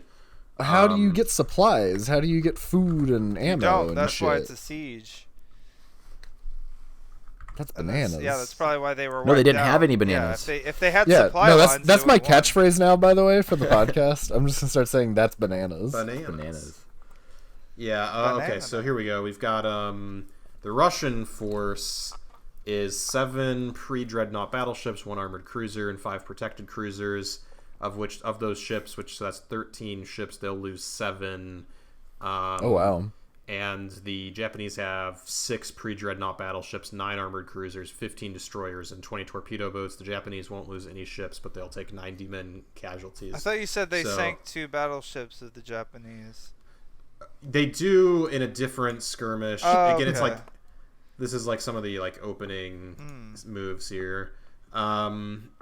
They do, but those are technically sunk by mines. The Russians are laying mines, and that's how they actually sink those 2 ships. The big spiky ones, like from cartoons. from Nemo. Yes. Yeah, from Yeah. And they call it a mine. different mine there. God, fucking old war is crazy. There'll be a mine involved. Current war is crazy. There'll be a war mine in general. So- a mine involved at the end of Nicholas's rule. You know as how well. Fallout says Oh, good. war never changes? That's Uh-huh. really Yeah, no, a it load of changes quite a shit. bit. Yeah, war has changed a lot. Like people used to line up with shields and sticks and just like wail on each other. Now we got like missiles and stuff. I mean, I guess I think it's more the idea that like the symbolism of war never changes. You know what I mean? yeah. It just sucks the whole time. The I medium think. is the Yeah, I medium think it's is just the awful for message. everyone The involved. medium, We find new ways of making it awful. There was an argument made that like new war is like scarier than old war because in old war you were with your mates. Oh, you yeah. you were shoulder to shoulder, and like now you just get taken out with artillery and stuff that you don't see coming. Like it's way more random and sporadic and Yeah, I you could know, see It's that. probably, I mean, who's to say? Because like we obviously don't know if like old timey guys got PTSD in the same way because like that wasn't well explored back then. It's still not. I saw a video on true. it, and I think it was like documented some places. I'm sure. I mean, PTSD can happen for but I could variety also of reasons. yeah, no, for sure. But I you could also see enough see it being people less get of a their problem. heads caved in. Yeah. I could also see it being less of a problem in the same sense that like you get like you go to the place to do the war and everyone's in a line and you kind of get to mentally fortify yourself that we're about to do war like today, as opposed to it's more of a ritual and you get blown and up most by an people IED. didn't die. Most people didn't die. It's like you fought till one side ran away, basically. I mean, that's a lot of wars. A lot of battles. Lot of old casualty numbers really aren't that high in a lot of old wars. That's kind of when we were talking about in the American Revolution. Like, there's exceptions to everything, of course, but like actual casualties due to combat were usually not super high. So I imagine losing this fort has some kind of repercussion for... Yeah. So the Japanese just do well, generally speaking. Again, I don't want to get too far into like the minutia of the war, but yeah, this is when they have the steam-powered Gundams, right? Yeah, the steam-powered Gundams rule across the Russians, and they're outdoing them at pretty much every turn, both on the water and on land. And this is like stunning to a lot of people because they just didn't think that a European army could be defeated by a non-European army. Wait, are you telling me that racism is wrong, like factually incorrect? That does seem to be the case due to this evidence. Yes. Damn, dude. We'll have to revise our opinions a little, except we won't. Wait, how do you mean that? Like you won't revise them? Because I just mean like the Europeans aren't going to learn from this. It's kind of funny. Like it's talked about that like a lot of the lessons that are learned in this war have to be relearned during World War I. Like it's just they just kind of forget about them. Like, well, that was between the Russians and the Japanese, so they didn't really know what they were doing. Because Russia's kind of seen as a second-rate power already in Europe. And so then, like, the fact that, like, it's them versus the Japanese, they're like, a lot of that stuff that was happening over there. Because, again, this is, like, a lot of the early use of, like, artillery and indirect fire and machine guns is all happening in this war. So you'd think they'd be able to figure out, like, hey, these, like, big formations of infantry attacks... Yikes. When they have machine guns, they don't work as well. Yeah, cluster together, guys. Yeah. And then they have to like refigure that out in World War I, even though there was a bunch of European observers during the war who you think would have like taken note of that. But yeah, anyway. The thing I will talk a little bit more about, because it is Nicholas's fault pretty much directly, is the journey or the voyage of the Russian Second Pacific Squadron. You might be thinking, what do you mean the Second Pacific Squadron? I thought, like, did they have two?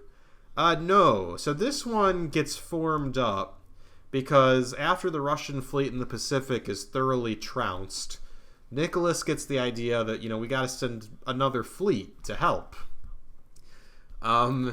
But all of Russia's other ships are in Europe. And because of relations with the British not being super great at the time, they also can't use the Suez Canal. So the Russian fleet, which at this point, the ones that are left in Europe are mostly like the outdated vessels crewed by inexperienced men. Like some of them are literally like yachts that they're like strapping guns onto. Hell yeah. Oh no. Like they have to sail from Europe around the tip of Africa across the Indian Ocean into the Pacific all the way to Japan. Also known as the Magellan. Wow. This voyage will become known as the Voyage of the Damned. That's good, right? Because fucking they don't run metal. into any That's fucking dams. metal as fuck, dude. Yeah. So at the beginning of the voyage, an inexperienced ship crew almost starts a war with Britain by firing on a British fishing boat, which they believed was a Japanese torpedo boat sent to attack them. Wow. In the English Channel, Holy thousands of miles shit. from there. That's fantastic. I mean, that's awful, but holy fuck. How much vodka did they have in this ship? Probably a lot. A lot of EDM music playing. Thankfully, because they were so incompetent, they couldn't even manage to kill anyone on board the unarmed fishing boat, and one of the Russian sailors actually died. Task failed successfully.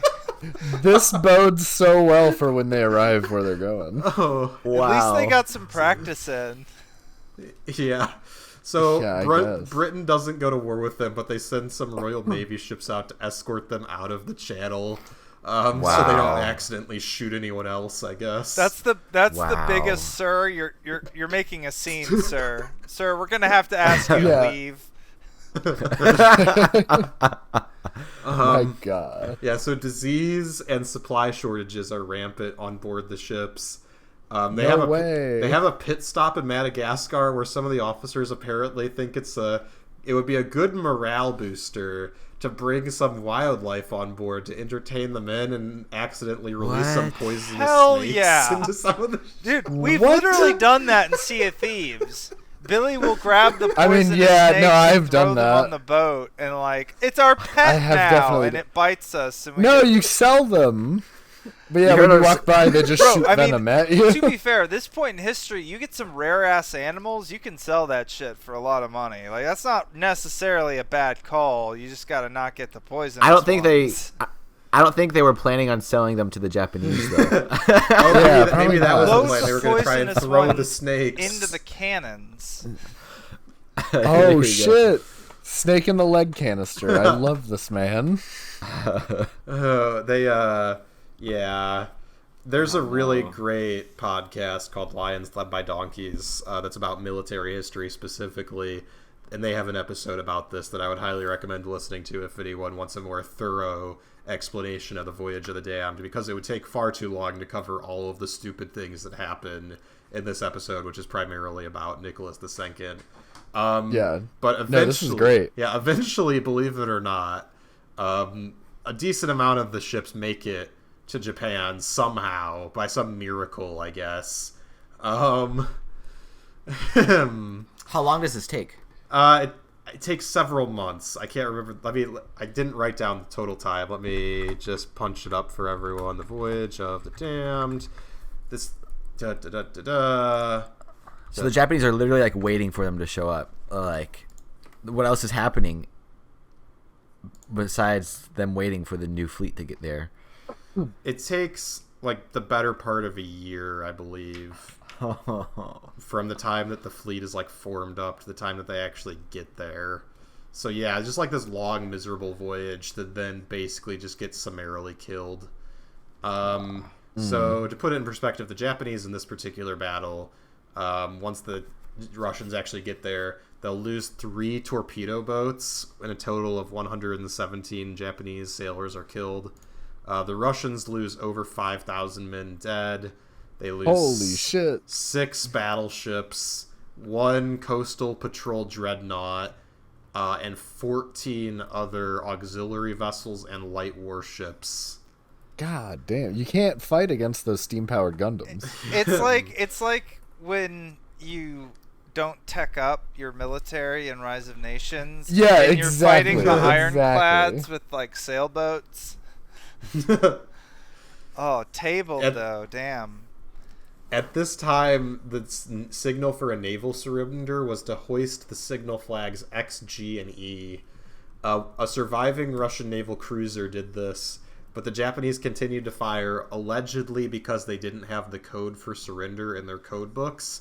In desperation, the commander of the Russian ship orders the XGE flags lowered and runs up the flag of the Imperial Japanese Navy, which I guess he just had on board for some reason. Nice. They Yeah, bought it. what? They bought it in Madagascar. Maybe he Probably. maybe Oh, there you saw go. this coming. I'm thinking. It's also, isn't it just like a big red sun? Like maybe he That's just true. like Maybe- made one real quick. I Yeah, guess that's true. so, Just yeah. with some blood. Just Yeah. fucking- Yeah, they just take one of the dead guys and dump him onto a white sheet. I just Yeah, picture there somebody you like go. holding a limb and using the busted part as like a brush. I mean, honestly, that's kind of poetic if you think about it. Yeah. If that's what happened. So the Japanese finally get the message and they accept the surrender of this cruiser along with 4 other Russian ships that are still floating somehow. Well, that's nice of them. Yeah, so needless to say, Russia's defeated, and the international reputation of Russia drops to basically like next to dinosaur bones. Womp womp. Hey, those are pretty cool. Yeah, they're pretty neat. And no one thought it was possible that white Europeans could be defeated by the Japanese, but it turns out it happened. So as the war is going on in 1905, things back home are also not going good. So a priest and labor leader named Gregory Gapon decides to lead a peaceful march to the Tsar's Winter Palace, because I guess this is just where you march to.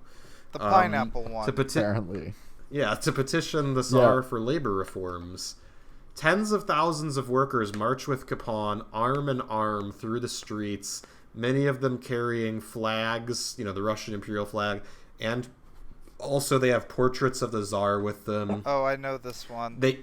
They sing "God Save the Tsar" as they march. Oh, I know this their one. Goal, this is so their sad. goal is to peacefully ask the Tsar for reforms. They're not doing like a coup or anything. So it's led by a priest. They basically are they're singing caroling. They're praise songs. basically doing like Christmas caroling, right? Yeah, basically. Is this the one that there's the song written about? Yeah, the Russian troops stationed yep. around the city fire on the crowds, killing at least 92 people. What, did they think they were Japanese too? They were the Imperial Japanese Army's made it this far. Sasha, I told you not to do that with your eyes. Defend the Tsar. This just significantly decreases the Tsar's popularity amongst the Russian people for some reason. Yikes! This is known as Bloody Sunday. Oh yes, the U2 song. So this combined with... I can't believe that's the they day. named a massacre after a song like that. Yeah, that's crazy. Pretty metal. Wow. They like their rock and roll, remember? Yeah. Yeah, hitting rocks together. And then you roll that's them what down U2 a hill. sounds like to me, so... Fair enough. That's definitely... Someone would make a song out of that in, like, the 20th century. Just rolling a rock down a hill and you recording just it. put some Recording it and be like, auto-tune and yeah, that's reverb something on that would it, happen. And you're golden. We're It's probably, starting a, honestly, it's happened, probably, We're honestly. starting a new rock group called The Boulders. 100% authentic rock music. Like, we're not... It's just rocks. Like, that's how Yeah, authentic not we just are. and we have to move to Boulder, Colorado. It's a It's rock! a rock! Yeah, so this combined with the loss of popularity due to the defeat in the war leads to a railway strike, which means you can't really move stuff around efficiently. Is that like when you're bowling, you get a strike, right? That's what it's talking about? Well, that's what the Tsar probably wants to do to all the strikers that are lined up. The railway strike develops into a general strike, which basically means the whole country is in a strike.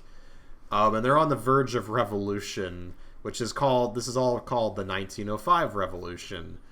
Nicholas hastily signs an agreement proclamation known as the October Manifesto in the hopes of staving off an armed overthrow of the Russian regime.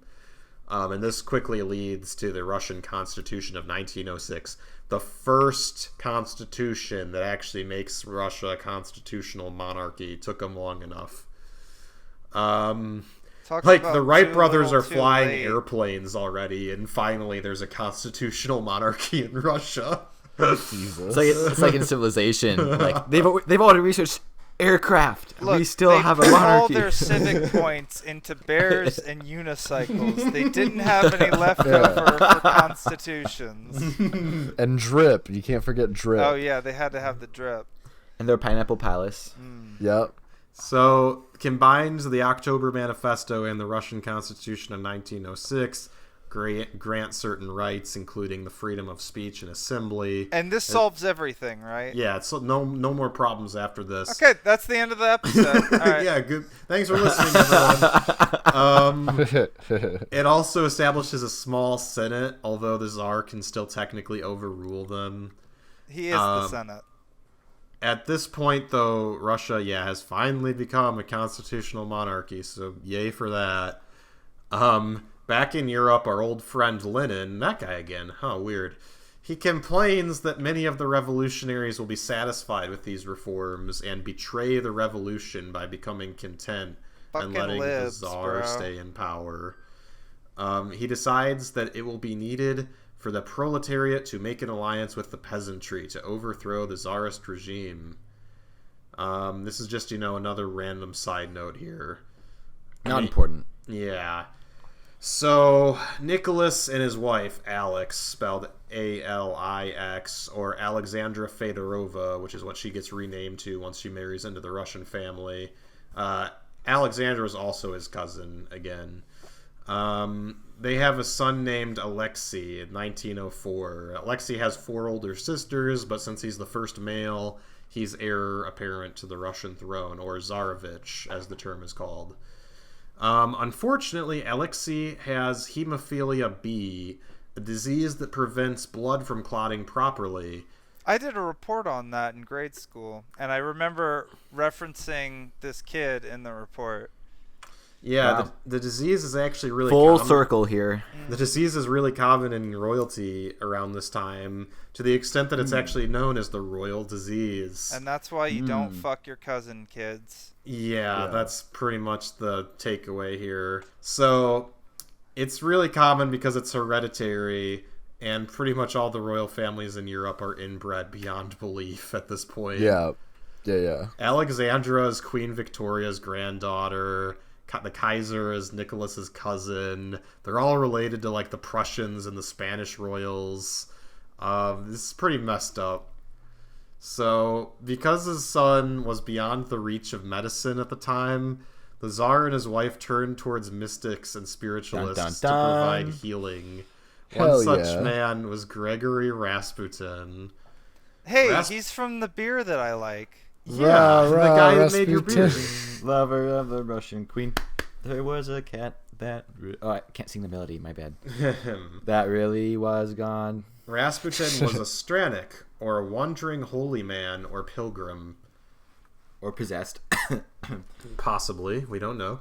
Rasputin was summoned to pray for Alexei when the boy had an internal hemorrhage in 1907, and the next morning, young Alexei was healed.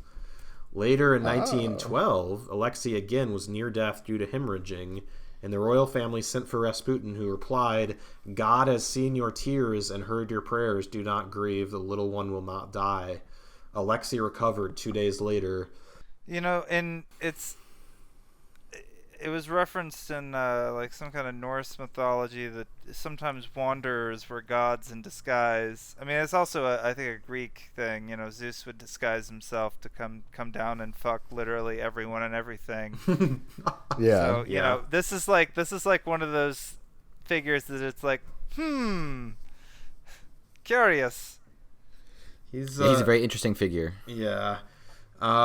One of the attending physicians said that his recovery was wholly inexplicable from a medical point of view. And that Wholly inexplicable. wholly inexplicable. And that the royals couldn't be blamed for seeing Rasputin as a miracle man. Still, there were many rumors about Rasputin, and he seemed to wield a tremendous amount of influence in the royal household. So these rumors varied from just like reverence that he was actually like a holy healer, to the idea that Rasputin was possessed or a dark sorcerer. And there was also rumors that he was having an affair with Alexandra. That's where you get, the song, Lover of the Russian Queen. Yes. Yeah. Well, he was also a womanizer. Yeah, he did sleep around a little bit, reportedly. Many people viewed him with suspicion, and they thought he was dangerous. So in 1913, we get the 300-year celebration of the Tsar dynasty. It goes off without a hitch, no trampling this time. I'm Good. just curious. They brought enough beer this time. I'm curious, like, is anything known about Rasputin's pharmacological tendencies? Like, I'm like in my head, I'm imagining maybe he's got coke, because coke also makes it really easy to get laid, right? But like, if the kid's like sleepy and down or whatever, it's kind of like that theory that they keep giving Biden like enemas of like Ritalin or something to get him standing up straight in front of the teleprompter.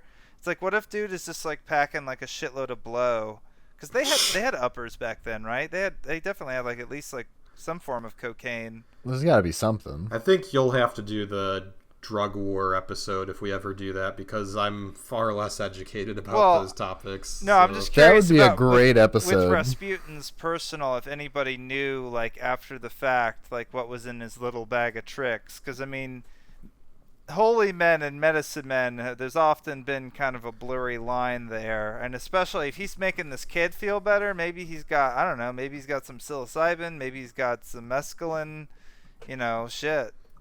I mean, he is from, like, a region Kratom? of Siberia, and I know that, like, Siberia, there was some sort of magic mushroom type stuff going on up there, so Who the I fuck don't know. knows, man? He No, looks was like, this in like his a- photos, he looks strung out, right? He has, Yeah, he like, totally the bags does. under his eyes, like he's been doing fucking lines or something. Was the recovery like a full, like, and permanent recovery, or was it just like for a few days? I mean, he lives long enough to get murdered by the Soviets, so I guess, like, it works for that. So. Hell yeah! Well, apparently, the Soviets didn't kill him, but he drowned on his own, and that's what killed him. Because the word was that no man can kill him. That's what. No. He was That's he was supposedly shot, like, that's how many when times? The shield maiden takes off of her helmet and she's like, "I am no man," and then she stabs him through the face and he crumbles up. Yeah, Oh, that's it's like right. Mulan. Yes, Right. exactly. Yeah. Fuck yeah. Yo, I've never looked up Rasputin before. He's an This dude interesting looks dude. fucking metal as fuck. Yeah. Like, this guy would be a metalhead. He's banging the rocks together pretty hard over there. Yeah, definitely. if you're not familiar with, well, I don't. Okay, I don't know if Pelican's gonna get to Rasputin's demise, but that in itself is quite interesting. Yeah, we have to. I can't cover as many details as I'd want, just because, unfortunately, by nature of this, we'll see how we do in future episodes. But I feel like we Look, end up. I have a being I kind have of a policy. I have an outlook on podcasts that I think they should be as long as they fucking last, because fucking Yeah, but, content like, is content. 3 We're or not 4 totally off hours the in, we rails. might be a As little- long as we're on subject. Yeah.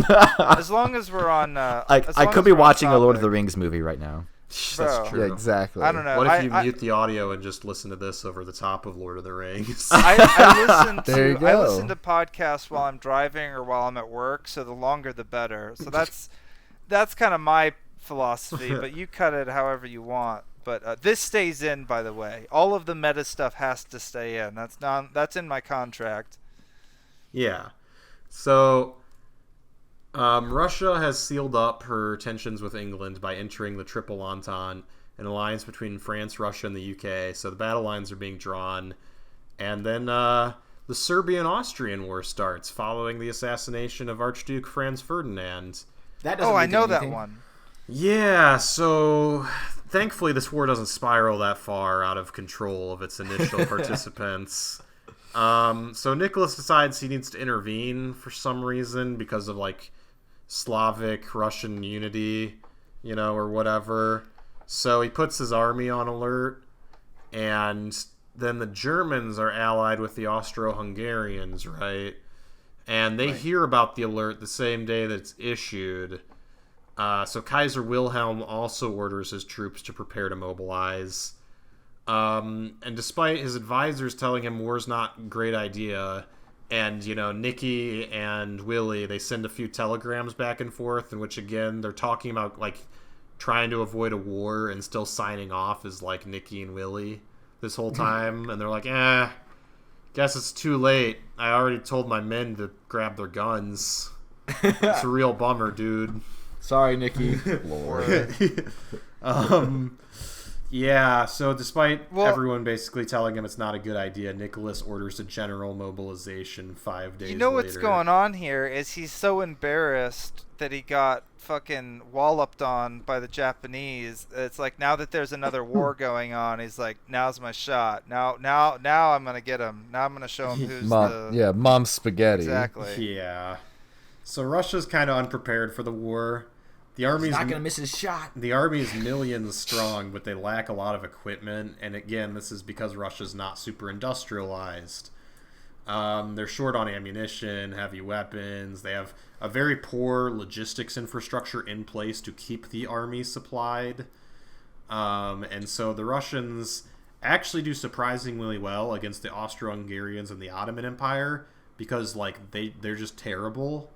Honestly, like if Germany could have done a lot. They had a lot better chance at winning World War I, in my opinion, than World War II if they had actually like had decent allies.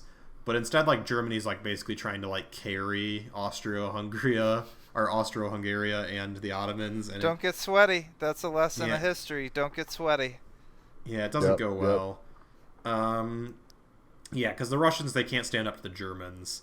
So the Russians are facing defeat after defeat to Germany, including the infamous Battle of Tannenberg, in which the Russians lose an entire army of 170,000 men. I don't know compared- that one, but I'm going to have to look that one up.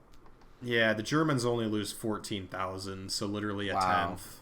Jesus. 14,000. Yeah. So this is despite outnumbering the Germans It's by kind of like 50%. how World War I literally fertilized whole landscapes with dead bodies. Yeah, just, they're doing a public service. I did not know that. You know what? Maybe Yeah, that's the what we famous need to poppy fix our environmental fields. problems. The famous poppy fields of Europe are from the nitrates from all the ammunition and dead bodies. Of That World That War is, not to repeat myself, but that's incredibly poetic. I. So by August of 1915, Warsaw had fallen to the Germans. Remember, Poland is part of the Russian Empire at this point. The Russians are forced to retreat. They give up all of Poland. And Nicholas decides to appoint himself personal commander of the Russian armed forces. Unfortunately, this doesn't really do anything to change the tide of the war. And thousands of Russians are still being slaughtered in what now becomes just a war of attrition. Says the guy who, what did he say when he was coronated? Like, how am I supposed to run this country? Yeah. Now he's like, now Yeah, he's right? like, just make me first in command of the army, please. Yeah. So, except now the Tsar looks even more responsible for it because, he's directly in charge now. He can't even blame it on, like, the Secretary of War or whatever. Again, this is Yeah. why you send the kids to the vice principal, so they can take the heat for being the asshole principal. Yep. And also, he's gone away from the capital Oof. of actually governing stuff Oof. to be at his command post at Stavka.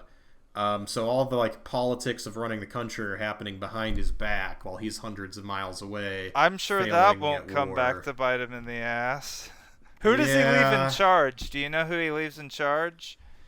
Oh, I don't know if he like specifically appoints anyone or if it's just kind of like ministers, they'll keep things going. Oh, that's a terrible idea. You don't name you don't say like, "Yo, this person's let people bicker." I mean, and what he should have conspire done is behind he your should have back. just fired his Secretary of War or Minister of War and then hired a different person and then kept running the government himself. That probably would have been the best idea. Pull a But- Lincoln. Well, no, this is like he wants to land he wants to land on the aircraft carrier with the banner.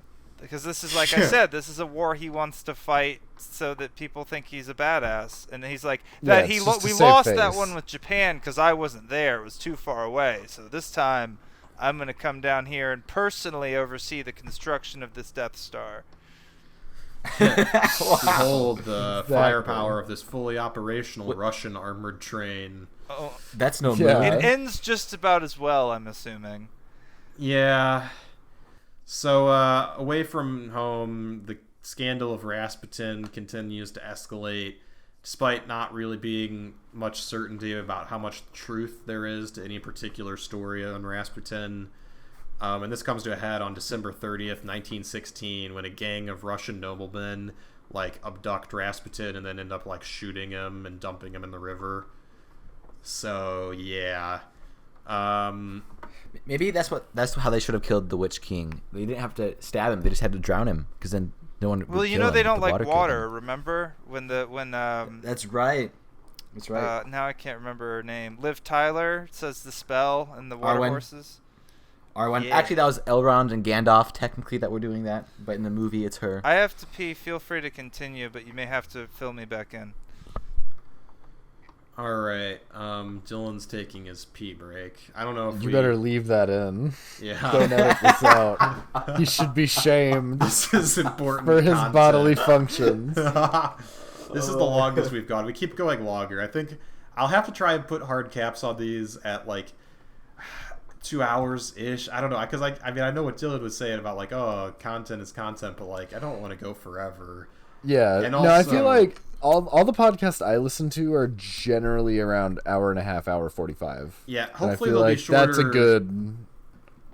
Hopefully they'll be shorter, just because now that I'm going to be doing job stuff again soon, I will have less time to devote to this, because this, we'll just say a lot of time is consumed researching this podcast. So Yeah. hey, Thank you so much for doing it. It's very impressive. yeah, and how hey, well listeners, researched you're doing. our like 3 listeners out there, if you want to share this with your friends, maybe we'll start a Patreon, and then I can just do this for real, right? That might be a little presumptive of me. Like, yeah, hey, episode 3.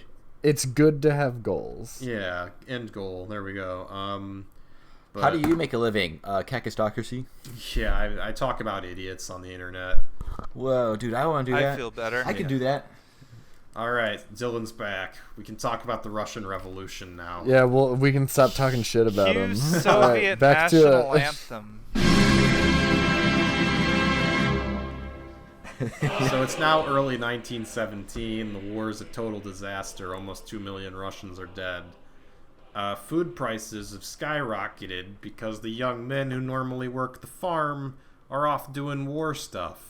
They're They're off out being dying. fertilizer for some Polish person's farm. Yeah, exactly. So now in February, the workers in St. Petersburg, or Petrograd, because Russia loves renaming things. Well, even old New York was once New Amsterdam. Exactly. And Istanbul is now Constantinople. So they begin to riot over the food shortages, and they yell, "Down with the war, down with the Tsar." It's probably not a good sign. Yeah, you Nah, this I don't- wish, is I don't- it- This is you great. wish it was back to when they were singing songs, eh? Yeah, long live the Tsar. trampling people for The beer. good old Yeah. days. Many red banners are seen waving among them. So police, they're like up on the roof because like the whole city's in protest, so like they can't even be on the street. I guess they haven't really figured out riot control at this point. So they're just Wow. like up on the roof and they start shooting people from the rooftops. Oh Damn, shit! son. And the local military garrison actually decides we're going to side with the protesters. So that's probably not a good idea, or not a good sign for the czarist government. Yeah. Oh, you mean all the Um, people that the royalty kept like throwing into a meat grinder weren't happy about that? Yeah, it's interesting how that works. So, again, the Tsar himself is hundreds of miles from the capital at his military command post, and he's informed by his Minister of the Interior that the situation's totally under control, not to worry about it. This means that Nicholas stays away from the capital in the midst of a revolution. So a force of about 170,000 people consisting of soldiers and working class men and just random civilians. This is like in chess when you Oh, castle. Have shit. you ever castled in chess, but then you accidentally castle to the side that your opponent is like attacking you on? That's what this feels like. So about 170,000 people rise up in the capital, and on March 11th, 200 people are killed by gunfire from the loyal garrisons. But the following day, most of these garrisons mutiny. They end up shooting the dude that gave the order to fire. Hell on the yeah. civilians. Oh, Kill your fuck officers, yeah, dude. people. Yeah. Hell yeah! So, Dang. as a result of this, most of the government buildings in the city are pillaged, and the armory is raided. Hell so now yeah. everyone's Yeah, got dude, I love guns. this. Now it's like America. Now they're playing Rust. This is when Rust takes place. Yeah, this makes sense. Provisional government is quickly formed because at this point it's like the revolution just happens like in an instant, basically. I mean, then Yeah. the Civil War I goes on for a believe while Lenin. after I this. believe Lenin was quoted. There are decades where you fuck around and then minutes where you find out. Or no, decades where nothing happens and then days where years happen. I don't remember the Yeah. actual measurement of time, but you get the idea. It equates to fuck around and find out. Yeah, Isn't that interesting? Like that's just how human relationships go too, where it's like you have all this pent up stuff, issues that aren't being addressed, and then finally it all gets blurred out in one argument, and it's just terrible. And then you Yeah. end up Yeah, having to it's just throw like- somebody into a river. and it's just There you damn. go. And they, yeah. Why couldn't you just have washed And, the dishes that night? You know. A provisional government is formed out of members of Russian nobility as well as the Bolshevik Party. So What a little they, Bolshevik. and they quickly demand that Tsar Nicholas abdicate the throne. This government is pretty quickly also just like becomes entirely Bolsheviks shortly thereafter. The Bolsheviks amusingly means the majority party. That's what it means. But even though when it's Yeah, actually neat. formed, they are not the majority, but it was just like a marketing trick. Like if Wait we a call second. ourselves the majority, then everyone will think that most of the people are on our side. So the provisional government is also in control of Nicholas's family, and Nicholas fears a civil war, and he actually decides the best thing to do for Russia would be to abdicate. So then the nothing bad the Russian happens to him, right? Then of course. Right, he's rewarded for this peaceful stepping down, sure. So the Russian Revolution is a duology. This is kind of viewed as part one, which is the overthrow of the Tsar, and it happens relatively with little violence and bloodshed, except for, I guess, World War One, happening in the background there. That was just a whole but- other. That was just a side quest. Yeah, but Yeah. the revolution doesn't really end until 1923, at the end of the Civil War, when the Soviets and that Lenin guy who keeps coming up come to power. But unfortunately for our titular character, he's not going to make it that far. So a few different things now happen, which I'll cover briefly. The new government of the Bolsheviks, they relocate the capital to Moscow. Also a civil war, just kind of a minor thing. You have the Reds on one side, which is the Bolsheviks, and the Whites on the other side. The Whites are royalists. They even include socialists that don't like the Bolsheviks. The Whites are just basically everyone except the Bolsheviks, essentially. And the Bolsheviks immediately establish a secret police to punish enemies of the state. That's like one of the first things they basically do. I feel like it might be a sign that like you're not doing things great when one of your first acts is like, let's make a You secret either police. die the People's Revolution or you live long enough to become the secret police. Yeah. So what is to be done with the royal family, since that's technically who our story is about, because we could go on forever about the Russian Revolution. So exile is immediately proposed and is favored by both sides, that is the royals and the government. The problem with exiling someone to a different country is you have to get a different country to actually take them, which they could not find. Oh, dogged, dude. Not even by Willie? What about Japan? Certainly not by... That would have been great. That would have been the ultimate. Like, he shows him he just rolls up his sleeve and shows him the dragon tattoo, and like, oh, he's Like, one of us. Just All like right, in you're the in. Like, pats him on the prophecy. back. The prophecy of the big dumb idiot who will come to lead Right. our people. This is really why this episode of Kakistocracy, it's really about how they didn't send him to Japan. That's the real idiotic thing. Yeah. Missed opportunity there. Yeah, the British, they say they're going to take him, but then after a little bit, the King George, he decides to withdraw the offer. So Awkward. the royals are held under house arrest in the palace, but there's more rioting happening in Petrograd, the July days, as they're known. So the government decides they need to move the royals to a more remote location in Tobolsk, which is kind of over by Siberia. They remain here for a few months, during which time the government announces the royal pension is going to be reduced a lot, and the Russians sign the Treaty of Brest-Litovsk, which ends Russian involvement in World War I and allows Finland and Poland and a few other Russian territories to secede. So I'm the sure family those is areas moved. won't become relevant. No, there won't be any more fighting between Russia and those areas ever again, thankfully, till the end of time.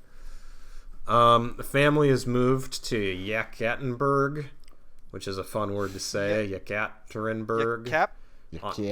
Yak cap? On April 25th, 1918, and they're imprisoned in the house of Nikolai Nikolaevich, a member of the military, and it's dubbed the House of Special Purpose, which Wow. I'm sure isn't a dark sign. That's of really things funny to because when come. I was in grade school, they put me in the room of special purpose. I wonder if those are related.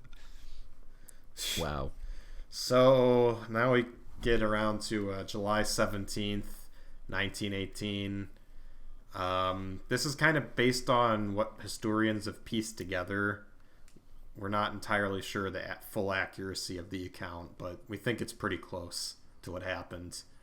Around 2 a.m., the royal family is woken up by Yakov Yurovsky, who was a member of the, secret police that the Bolsheviks established. And they get told they have to move to the basement for their own safety because an anti-Bolshevik force is on the way to attack. And, if they're up in the ground floor, maybe some bullets will fly through and hurt them. So they got to get down into the basement. Like, if you're about to kill them, why do you lie to them? Like, just like own it, you know? you I don't don't want know. them to get like blood on the furniture upstairs. Yeah, it's, the basement. Let's be civil about The this. basement's still unfinished, so that's where we're going Yeah, you can Oh. basically just pour lye on the dead bodies and just let it sit down there, and it'll sort itself out. So once in the basement, 7 communist soldiers and 3 Bolsheviks enter the room where the family had been brought, and it was announced that they were to be executed. Nicholas is stunned, and he says, "What did you say?" And then he turns back towards his family. Again, they've all been brought down here too. And it was again repeated that they're going to be executed. The execution detail draws their pistols, and they fire. The Tsar is struck first, and he dies very quickly. And the other members of the family are wounded, but they survive the initial volley, which is, again, mostly directed at the Tsar himself.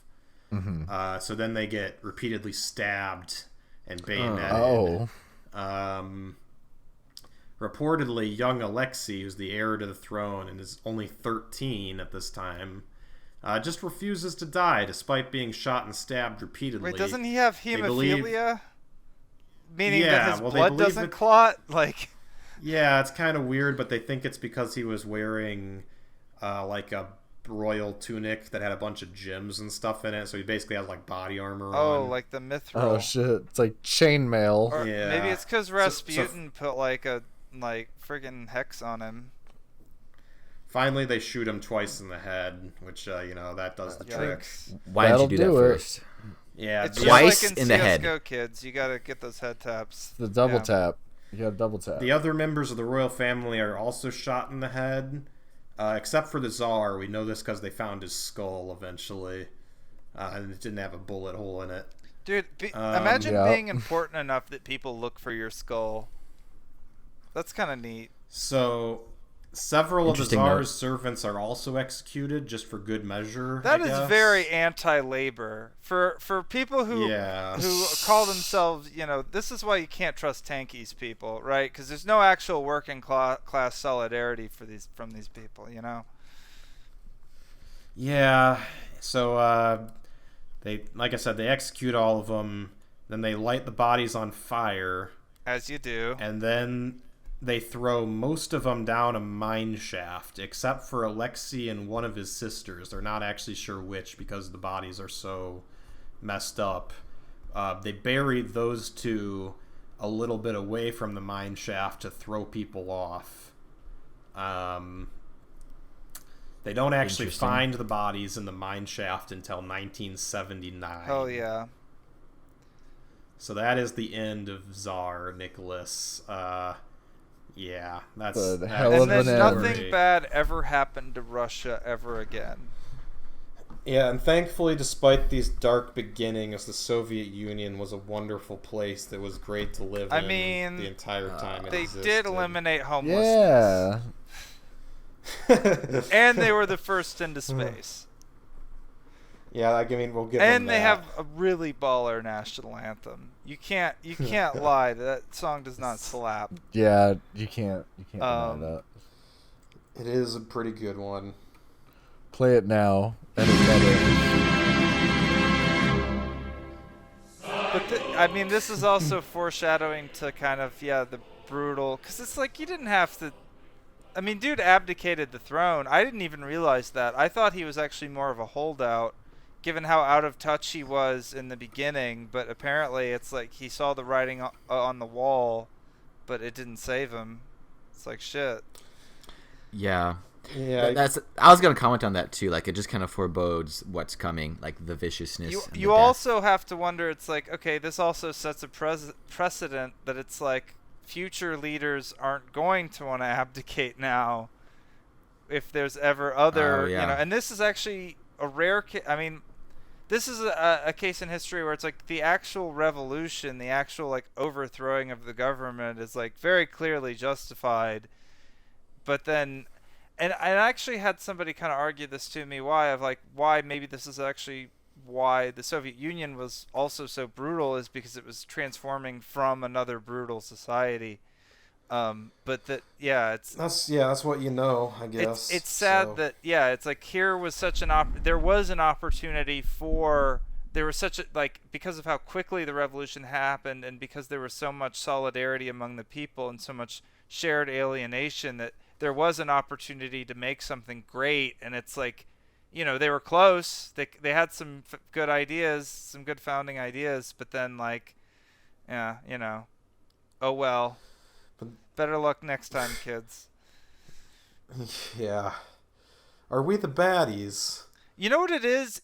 No more red flags. I think red flags get people too excited. Well, yeah, that's a color theory thing, right? Like, red makes you aggressive. Yeah, but that's why we blue were such a calms you mixed down. country over here. So America just gets both. Well, you notice those Trump flags are always like big reds. Yeah. I see a lot of blue ones, but I don't know. Yeah, I thought they were Oh, blue. yeah, they do have the they're old like a blue navy ones. blue. There is I'm the thinking of chill it- troll Trump supporter. To give the devil his due. Those troll Trump supporters that are just like straight faced the whole time. They're pretty chill. So anyway, that's the czar. That's the czar. And then you wouldn't see another czar until the term was coined during the Reagan administration, and Russia infiltrated us via not titles. Until we bizarre. decided we should have czars for some reason. Like, that was a good idea, I guess. I don't know why. It's like, this is like probably the most tragic though of all of the, because he really is just a fail son that like inherited more than he understood or could comprehend. Yeah, he just wasn't really cut out for it. If only, honestly, like, I'm not saying Alexander the Second was like a great guy because he was still a monarch, but like, if he could have maybe like lived long enough to die of natural causes, like, we maybe could have had a better situation overall. But instead, There are so many what ifs in this story. Like, what if Russia doesn't go into World War I, right? Like, what if dude doesn't get bombed? What if homie doesn't have kidney failure? What if the fucking Bolsheviks aren't such big assholes? Yeah. Yeah. But That's really- like they did everything. It's like Russia insisted on doing everything the hardest way. I think it also has to do a lot with the ideologies that they embraced. I mean, initially, like with the peaceful protest, that was cool. But if you look at like the heart of like Marxism and like what communist is after, not just like ideally or no one harms each other, but like the heart of these ideologies can really be kind of scary. And when you have a whole nation that embraces it, well, what you get is a lot of death from that. I mean, That's the my heart theory. of any ideology is in the beholder. It's a range of interpretations you can interpret. Marx made an analysis of history, and to take one analysis of history and make that your entire worldview is foolish in any context. Right. Like I said, there are things that the Soviet Union did that were, based and Chad-pilled, but they also did, gulags. You could draw similar. You can literally draw similar parallels to the Soviet Union to any empire. Cough, cough. Even current ones. It's just kind of, when you have any. The problem with communism is the consolidation of power. If you have any arrangement of consolidation of power, of course it's going to attract an asshole like Stalin. Right.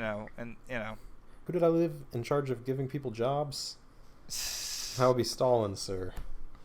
Ah, excellent. But Yeah, quit stalling. Yeah, but that's the tale of It's not like downfall. it's not easy to interpret the history of Russia without it getting a little controversial. I feel like we did a decent job, but not really, you know. Yep. I tried not to wander too far into the weeds and just kind of stick to the story of Nicholas II. That's part of why the revolution itself. I kind of, I tease Lenin a few times, but I didn't actually go that deep. I don't think we'll really fully. It's like it's one of those things. It's kind of like how we started the episode in saying that like history is something that is continuously happening, and we don't know the like the events, the repercussions of all these events are still unfolding today. Like Russia is still kind of messed up. Obviously American history is very much shaped as a reflection of Russia's behavior. So, they won't really know for another hundreds. We may never really know what it all means, but it is quite a series of tragedies, and certainly an example of a Kakistocracy. Roll outro music. I don't know. PK, do something live. PK fire. PK fire. Yeah, bang some rocks together. Wait, I got some here.